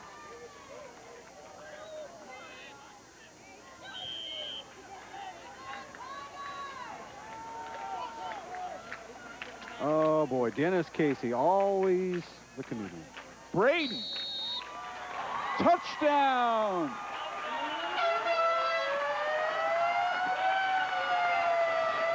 Well, with 8:52 on the scoreboard clock remaining in the game, Braden goes in for the touchdown. We'll take a look at the replay and see Braden pushing his way in from 1 yard out. The line of scrimmage was a 1, and Braden in there for the score, and we've got us a ball game, 28-22. Westfield is still ahead, but only by 6. So let's see if Northwestern goes for the extra point or the 2-point conversion.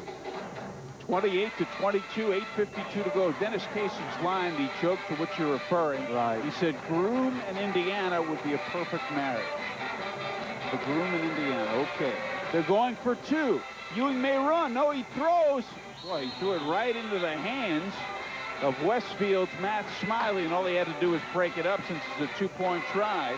Just threw it right in his hands. He had enough real estate in front. He could have scored running the ball in. So, 8:52 to go. It's Westfield 28, Northwestern 22 on the IBP scoreboard. We'll be back after these messages.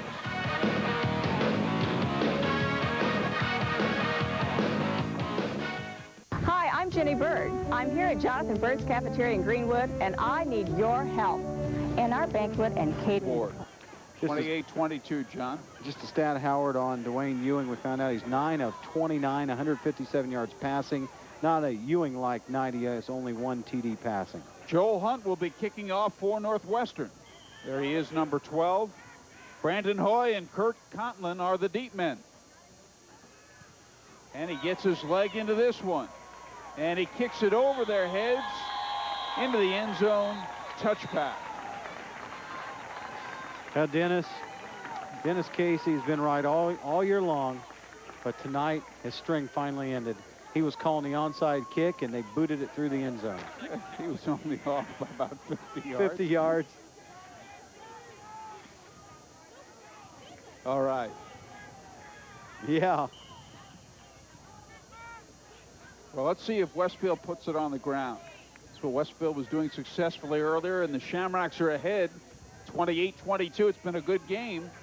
You can't be conservative if you're Westfield. You've been aggressive to get the lead. You got to stay that way. Well, they were successful on the ground, though. They give it on first down to Connor Kuba, and he doesn't go too far. All right, number 9, Ryan Scott in there on the stop. A gain of 1, call it 2nd and 9. Clock running. 8.5 to go in the game. Still plenty of time for Northwestern to get the ball back and do something with it. They only trail by 6. Travis Macy, the quarterback, hands the ball off to Todd McKinney. He gets a few to about the 24-yard line where he is brought down. Westfield's been able to move the ball effectively tonight against Northwestern passing. Now they're staying on the ground, obviously, to keep the clock running, but I think they're going to have to come up with a pass play here. Ryan Scott made the tackle. Dennis Casey predicts an option play. Well, he's thrown 3 TD passes that way. He's probably thrown, I don't know how many passes from the halfback option. I think that's a pretty safe bet. Chances are if they're going to throw the ball, they'll let McKinney do it. You're right. So is Dennis. There it is, the option. McKinney's pass. Intercepted! Intercepted! And he's caught from behind. Jason Braden. Jason Braden makes the interception. It was Kurt Conklin on the tackle, Howard, and Braden looks like he's hurt too. Take a look at this replay. You know, you called the pass there, and it was a halfback option pass. And Braden hurt. There's a look at a replay. Halfback option pass from Todd McKinney, but playing center field was Jason Braden. Braden on the interception returns it all the way down to the 10, and he is still down on the field at the end of this play, nursing an injury. Hopefully Jason will be able to get up under his own power. You know, he's played a solid game for Northwestern here tonight. Oh, it was nasty. I don't know if you saw what I saw, but as Braden was going down, the knee kind of buckled under. And if we could see that replay one more time, you can see as Kurt Conklin was tackling him, that Braden's knee kind of went down in a very awkward fashion. You can see it at the end of the play. Here it is, Howard. Taking a look at it. It kind of hits and sticks. Oh, look at that. Oh. He's on his feet. Yeah, he must have twisted it, but. And trotting off the field now. You know, a kid that's in good shape a lot of times walks away from, you know, a situation like that because he's got good flexibility, and obviously Jason Braden had to. I don't know if you saw what I was looking at there on the screen, but you could tell that knee kind of buckled and twisted under as he was hit from behind. All right, first down for Northwestern, trying to take the lead. Ewing hands off on a counter. Dustin Tafflinger. I beg your pardon, it was Jason Shue carried the ball. And a penalty marker down. It'll be against Northwestern.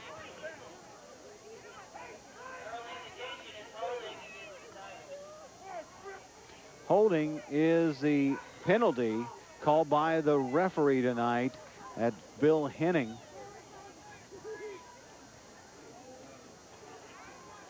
There it is, and ball back to the 20-yard line. Theoretically, they could make a first down without getting a touchdown, but it'd be awfully close. Ball just outside the 20. So they could make a first down, but it'd be very tough. First and 20 from about the 20. Ewing, complete to Chris Groom, who's pushed out of bounds immediately. Groom was pushed out of bounds by number 23. That's Matt Smiley, defensive end for Westfield.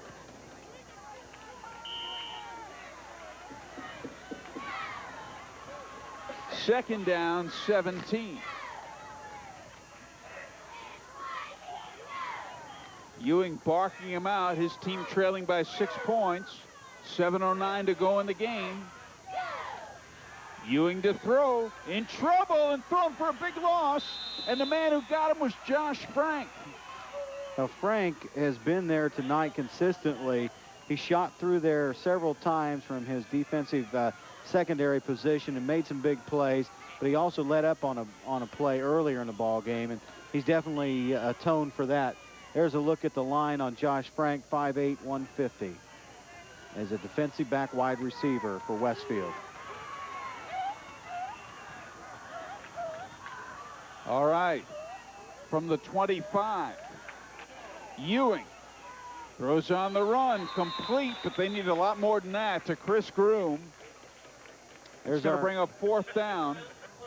There is an 11-yard gain on that pass completion from Dwayne Ewing to Chris Groom, but at the end of the play, Chris Kokenauer just about got wiped out, our cameraman on the field. But good footwork by Greg. He was able to elude the would-be receiver.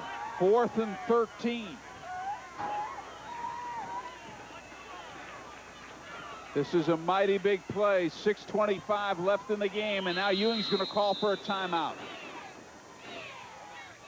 6:25 to go in the game. Westfield leading 28-22. We'll take a look at the previous play coming up here on the screen. Ewing drops back, rolls to his right, being pursued. Looking downfield, there's Groom. He'll come in the picture there. Gets both feet in bounds. He's pushed out of bounds by Matt Smiley.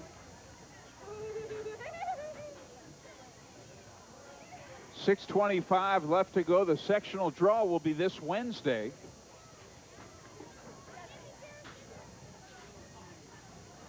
So in our game next week, we'll give you some playoff matchups, some tournament matchups. Yeah, and we can run down some of the area teams that we followed this year here on TV 40. Except we won't be there. It'll be a different crew next week. Well, we'll come back to 17th and run it down. How's that? Okay, we'll be at Danville 2 weeks from tonight. It'll be the South Bend crew will be televising the Ben Davis at Penn game next week. Big play here, Howard. You better believe it. 4th down and 13. Northwestern trailing by 6 points. Ewing back to throw. He's got him. Touchdown! Touchdown! Oh. Jason Shue, touchdown! Talk about threading the needle. A 13-yard touchdown pass. The game is tied at 28. Here's Dwayne Ewing dropping back, rolling to the left, rights himself, looks downfield, fires a pinpoint thread the needle pass to Shue for the touchdown. Joe Hunt for the extra point that would give Northwestern the lead. It has the distance. No good though, wide to the left, he missed it. He missed it, and we're tied at 28 with 6:20 to go in the game. Boy, I'll tell you what, we have got us a ball game here at Northwestern High School, and a great thread the needle pass from Dwayne Ewing to Shue, and Shue concentrated and watched that ball all the way in. Jason Shue, a 5'10", 155-pound sophomore, making the touchdown reception. Extra points no good. We've got it all tied up at 28 apiece, 6:20 to go. And this is what high school football is all about in the North Central Indiana. A great competitive matchup between Hamilton County's Westfield and Howard County's Northwestern. Another look at the replay. Ewing looking, then steps up in the pocket and rifles at Howard right in the numbers, hitting right in the numbers with the pass, threaded the needle between two defenders, and you can see a jubilant Shue there. Ewing comes through in the clutch. There's our WHMB TV 40 sign. 6:20 to go, all tied at 28. And now would be a good time for an onside kick. What do you think? Well, you got some momentum. Sometimes when teams have momentum, they prefer to rely on their defense instead of going onside. Joel Hunt will kick off. There he is, the deep men, Brandon Hoy and Kurt Conlon. And he gets his leg into this one. And another touchback. You're right, Howard. Momentum and a good kick there. Touchback, and Westfield's going to have to work from their own 20. You go onside, it doesn't work. You give the opposition good field position, you lose some momentum. All tied, 28-28. 6:20 to go in the game. We haven't had an overtime contest in a long time in our high school football games. No, we have not. But I still feel that we're going to get one more score either way before the end of regulation. That's 25 is Travis Macy. The last time we had an overtime game was in 1993 on the Channel 40 Game of the Week. Todd McKinney, the ball carrier, still on his feet across the 25 up to the 27-yard line. Good gain of 7 yards for McKinney.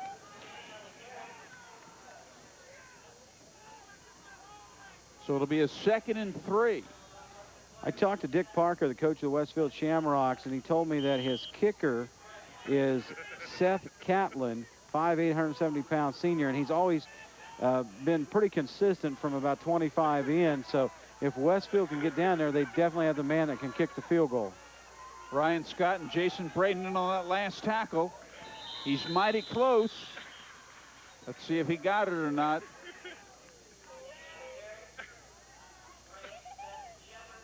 Braden and Shepard in on the tackle. McKinney, the ball carrier again. Well, he's got the first down across the 30-yard line. Of course, the style in overtime here in Indiana high school football, have a coin toss. One team who wins a coin toss either takes 4 plays to get in from 10 yards out or defers to the other team. On first down, that's Todd McKinney. He gets about 3 to 4 yards, depending upon where they spot the football. Ryan Scott in on a stop for Northwestern Tigers. I was going to mention a little bit ago, overtime, if we go to overtime, you're looking at a situation where both teams have 4 downs to go in from 10 yards out. I really like if you win the coin toss to defer, because that way you have to see what the other team has already done and know what you have to come up with to try to either tie or send it into another overtime. I mean, tie and send it into another overtime or win it. The ball carrier, Connor Kuba. And he gets to about the 35. It's going to bring up a big 3rd down play. Clock running. 4:40 to go in the game. We're all tied at 28 on the Channel 40 Game of the Week. The best place and price in Kokomo for real Mexican food, located on South LaFountain next to Pizza King, is Gordo's Taco Shop. 3rd and 5 from the 35. Macy to McKinney on the option. Overthrows this man. It's intercepted.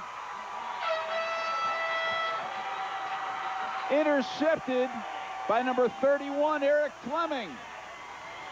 Great play by Fleming. As he was playing center field, just stepped up there. Actually, the pass a little bit overthrown. Fleming just happened to be in the right place at the right time, to be quite honest. Well, McKinney was having such a terrific game until these last 2 set of downs. He's thrown a couple of interceptions. Hurried it. Actually hurried it. And I think he felt a little pressure this last time when he threw the interception. Northwestern at its own 43. First down, 4:13 to go in the game. We're all tied at 28. See what Dwayne Ewing comes up with. Brad Shepard in motion left. They hand off the left side. Give it to Jason Braden across the 45 to the 46. He got 3.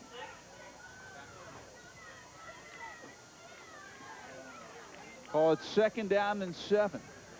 For Westfield, their field goal kicker, as I mentioned, can reach from about 25 yards out. That's Catlin. For Northwestern, their kicker's already booted a long one tonight. A 25-yarder, Joel Hunt at Northwestern, has the leg. On 2nd and 7, they get 3 more. The ball carrier, Jason Braden again. He is to about the 50-yard line. So it'll be 3rd down. Let's call it 3rd and 3 from the midfield stripe. Last tackle for Westfield, David Powers, the inside linebacker for the Shamrocks. And that clock is running. 3:15 to go in the game. A lot of audibles being called by Dwayne Ewing at the line tonight. You got 2 cracks to make it from the 50. But they're going to throw here on 3rd and 3. Incomplete. Now the question is, do you go for it or do you punt, John? Shepard, the intended receiver. 3:03 remaining in the game.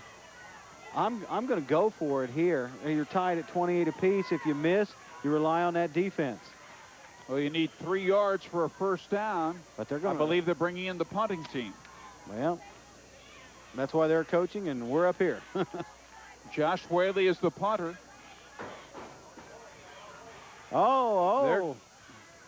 They're going for it. All right, there's Whaley. Okay, here comes Whaley.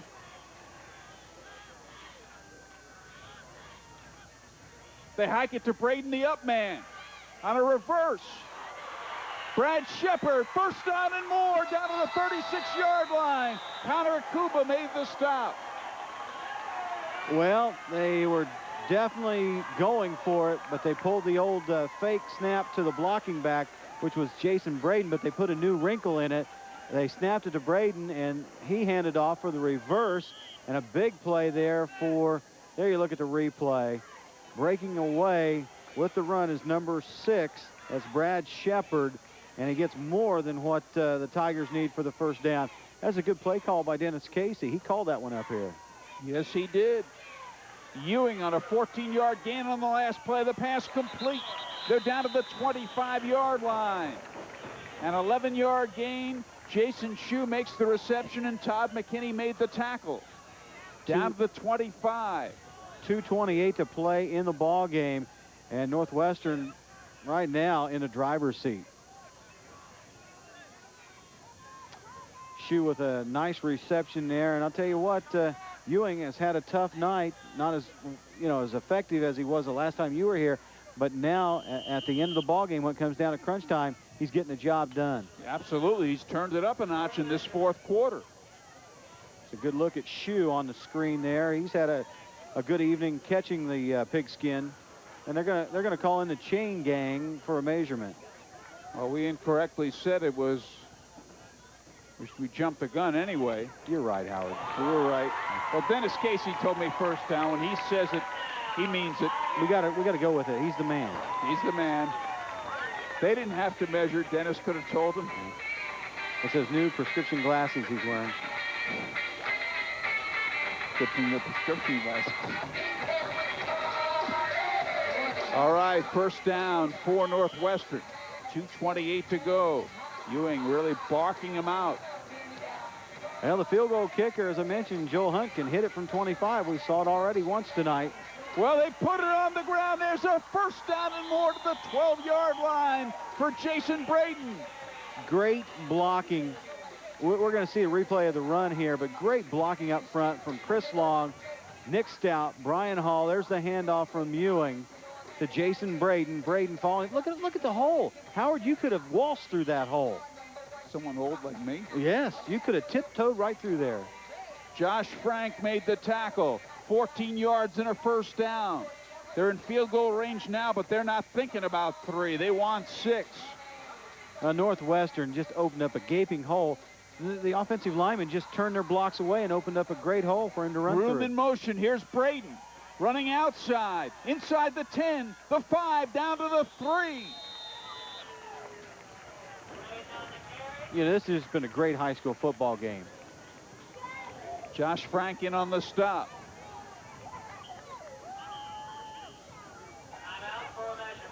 Northwestern calls time.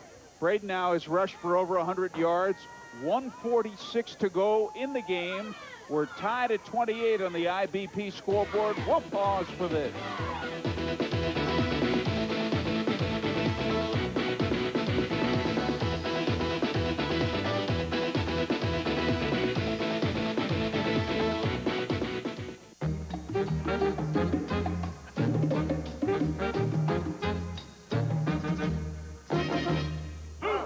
Steel, maker maker of the #1 selling brand of chainsaw worldwide. Also makes a full line of blowers. Just what you need when it seems like fall will never end.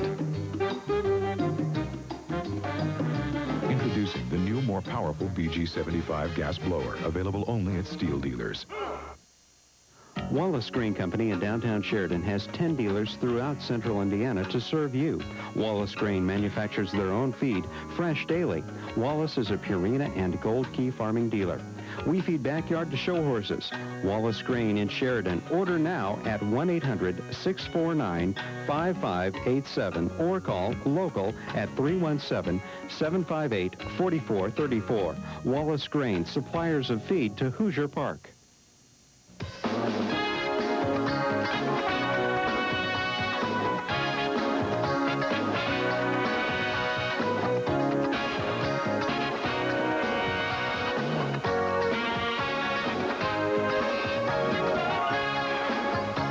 Whatever your taste or family size, Waffle House has the largest menu, daily homemade specials, and are open 24 hours a day, 364 days a year. Waffle House Family Restaurant. Located in Westfield and Kokomo. At Welty Custom Exteriors, we value our customers. Here's what some of our previous customers have had to say. They were professional in the way they went about their business. Second down, less than a yard from the 4. There's a shot at Dwayne Ewing, the quarterback.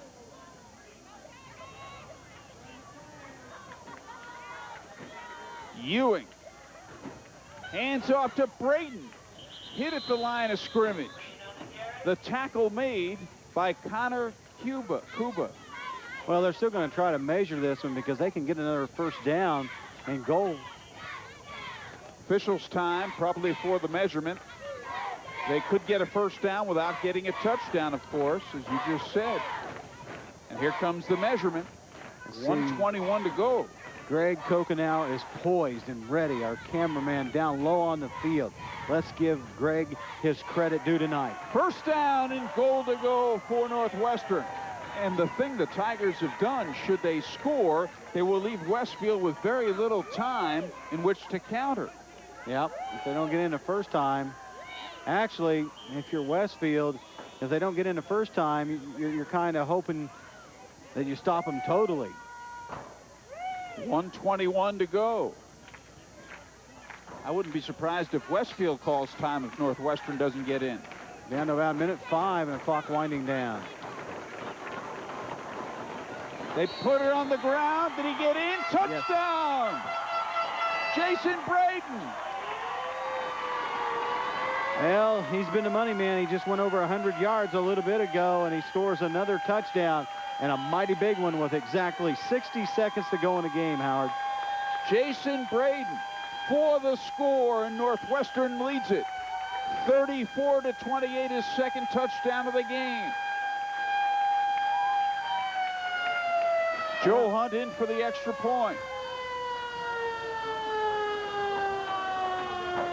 Has the distance.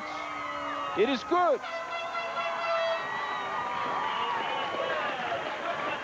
Here it is, John. Yep, look at the replay. Jason Brayton running off right tackle. Just good second effort. The momentum carried him over. And it's 35-28. Northwestern on top with 60 seconds to go.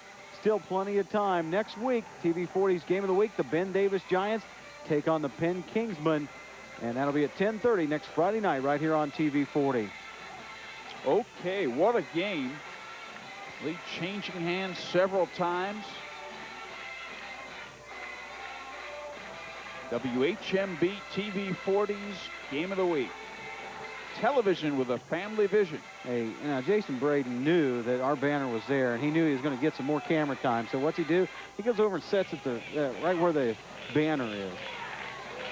And don't forget, University of Indianapolis Television Network, Northern Michigan Wildcats take on the University of Indianapolis Greyhounds. That is midnight, October the 5th. Stay up for that one. Yep. Of course, that's tomorrow night right here on TV40. 1 minute left. If you're Westfield, Howard, you got to hope for a good return here. Boy, Northwestern not only scoring but killed so much of the clock on that drive as well. Joe Hunt has teed up the football. Brandon Hoy and Kurt Contlin are the deep men.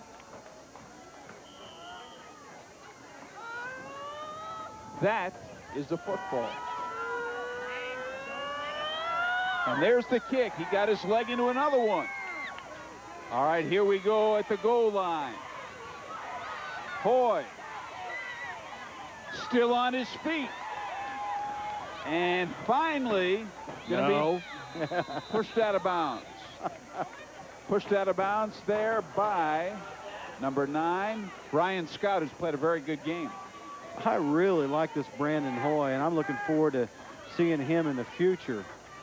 If we get a chance to look at this replay, Hoy fielded the ball on about the 1-yard line, and he takes off up the middle of the field, then sees the blocking going to the right, cuts back to the right. He breaks 3 or 4 arm tackles, 1, 2, 2 of them there, and he continues on his route, breaks another arm tackle before he finally goes out of bounds. The option, McKinney throwing deep, and he's got the football surrounded by 4 Northwestern players.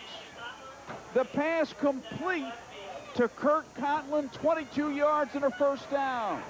Contlin, the only Westfield receiver, even in the picture, went up, as you mentioned, between 3 and 4 of the Northwestern Tigers and made a reception. The only time they've passed successfully is on the option. The quarterback, Macy, has not passed the ball well. He spikes the football, stopping the clock with 39 seconds. Boy. Howard, I realize you probably would have paid admission to watch this game tonight. There's no doubt about it. I pay admission every week to watch these games. And you can watch them right here on That's TV right. 40 for free. For free. WHMB TV 40 high school football, and we've got a great one right down to the wire here tonight. Macy, McKinney, plenty of time, throwing, wobbly pass, incomplete. Thrown too far. His intended receiver there, Eric Frazier. Got to give Westfield a lot of credit. They've got some heart for being a very young team. I mentioned before, Dick Parker told me the Westfield Shamrocks, mainly 4 seniors going either on offense or defense, that returned this year. Very young ball club. Okay, 3rd down. They set up a screen pass, but they hit him. Chris Workman made the hit.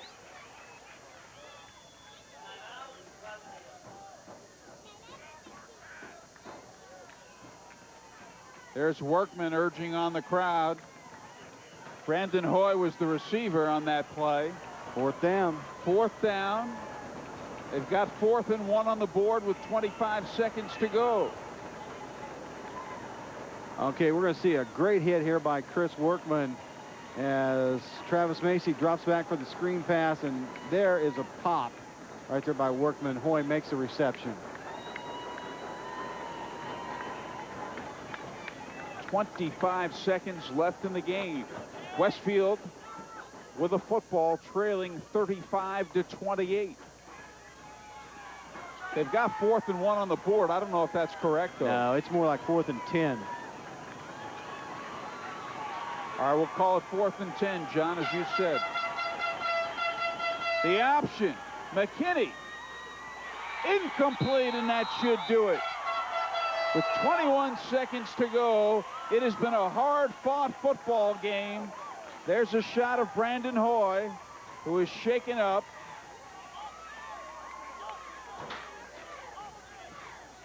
And you can expect Wayne Ewing to go down on a knee, and that will be the last play of the game once he does that.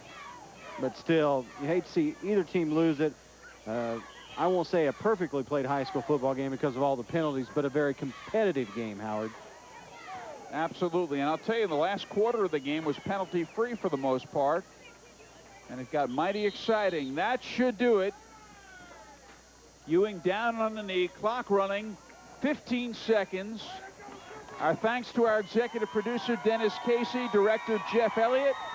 Next week on the Channel 40 Game of the Week, it'll be Ben Davis at Penn. 3 seconds, 2 seconds, and that's it. Once again, the final score on the IBP scoreboard. Northwestern 35, Westfield 28. For John Fox, I'm Howard Kellman. Good night, everybody.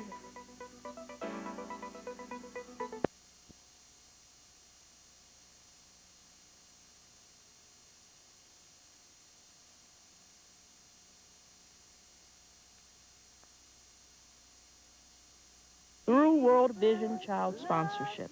For just $20 a month, you can make sure that that child is eating healthy food, getting medical care, and has the chance to go to school. There are so many children who are waiting for someone like you, someone who cares. Please open up your heart and sponsor a child today. Call toll-free 1-888-72-FAITH today to sponsor a child through World Vision. The foundational principles of America are on trial. In 1992, a circuit court judge in Gadsden, Alabama, was told that his display of the Ten Commandments is of all things unconstitutional. We teach the evolution in school. We teach our children they came from animals and then wonder why they act like animals. Judge Roy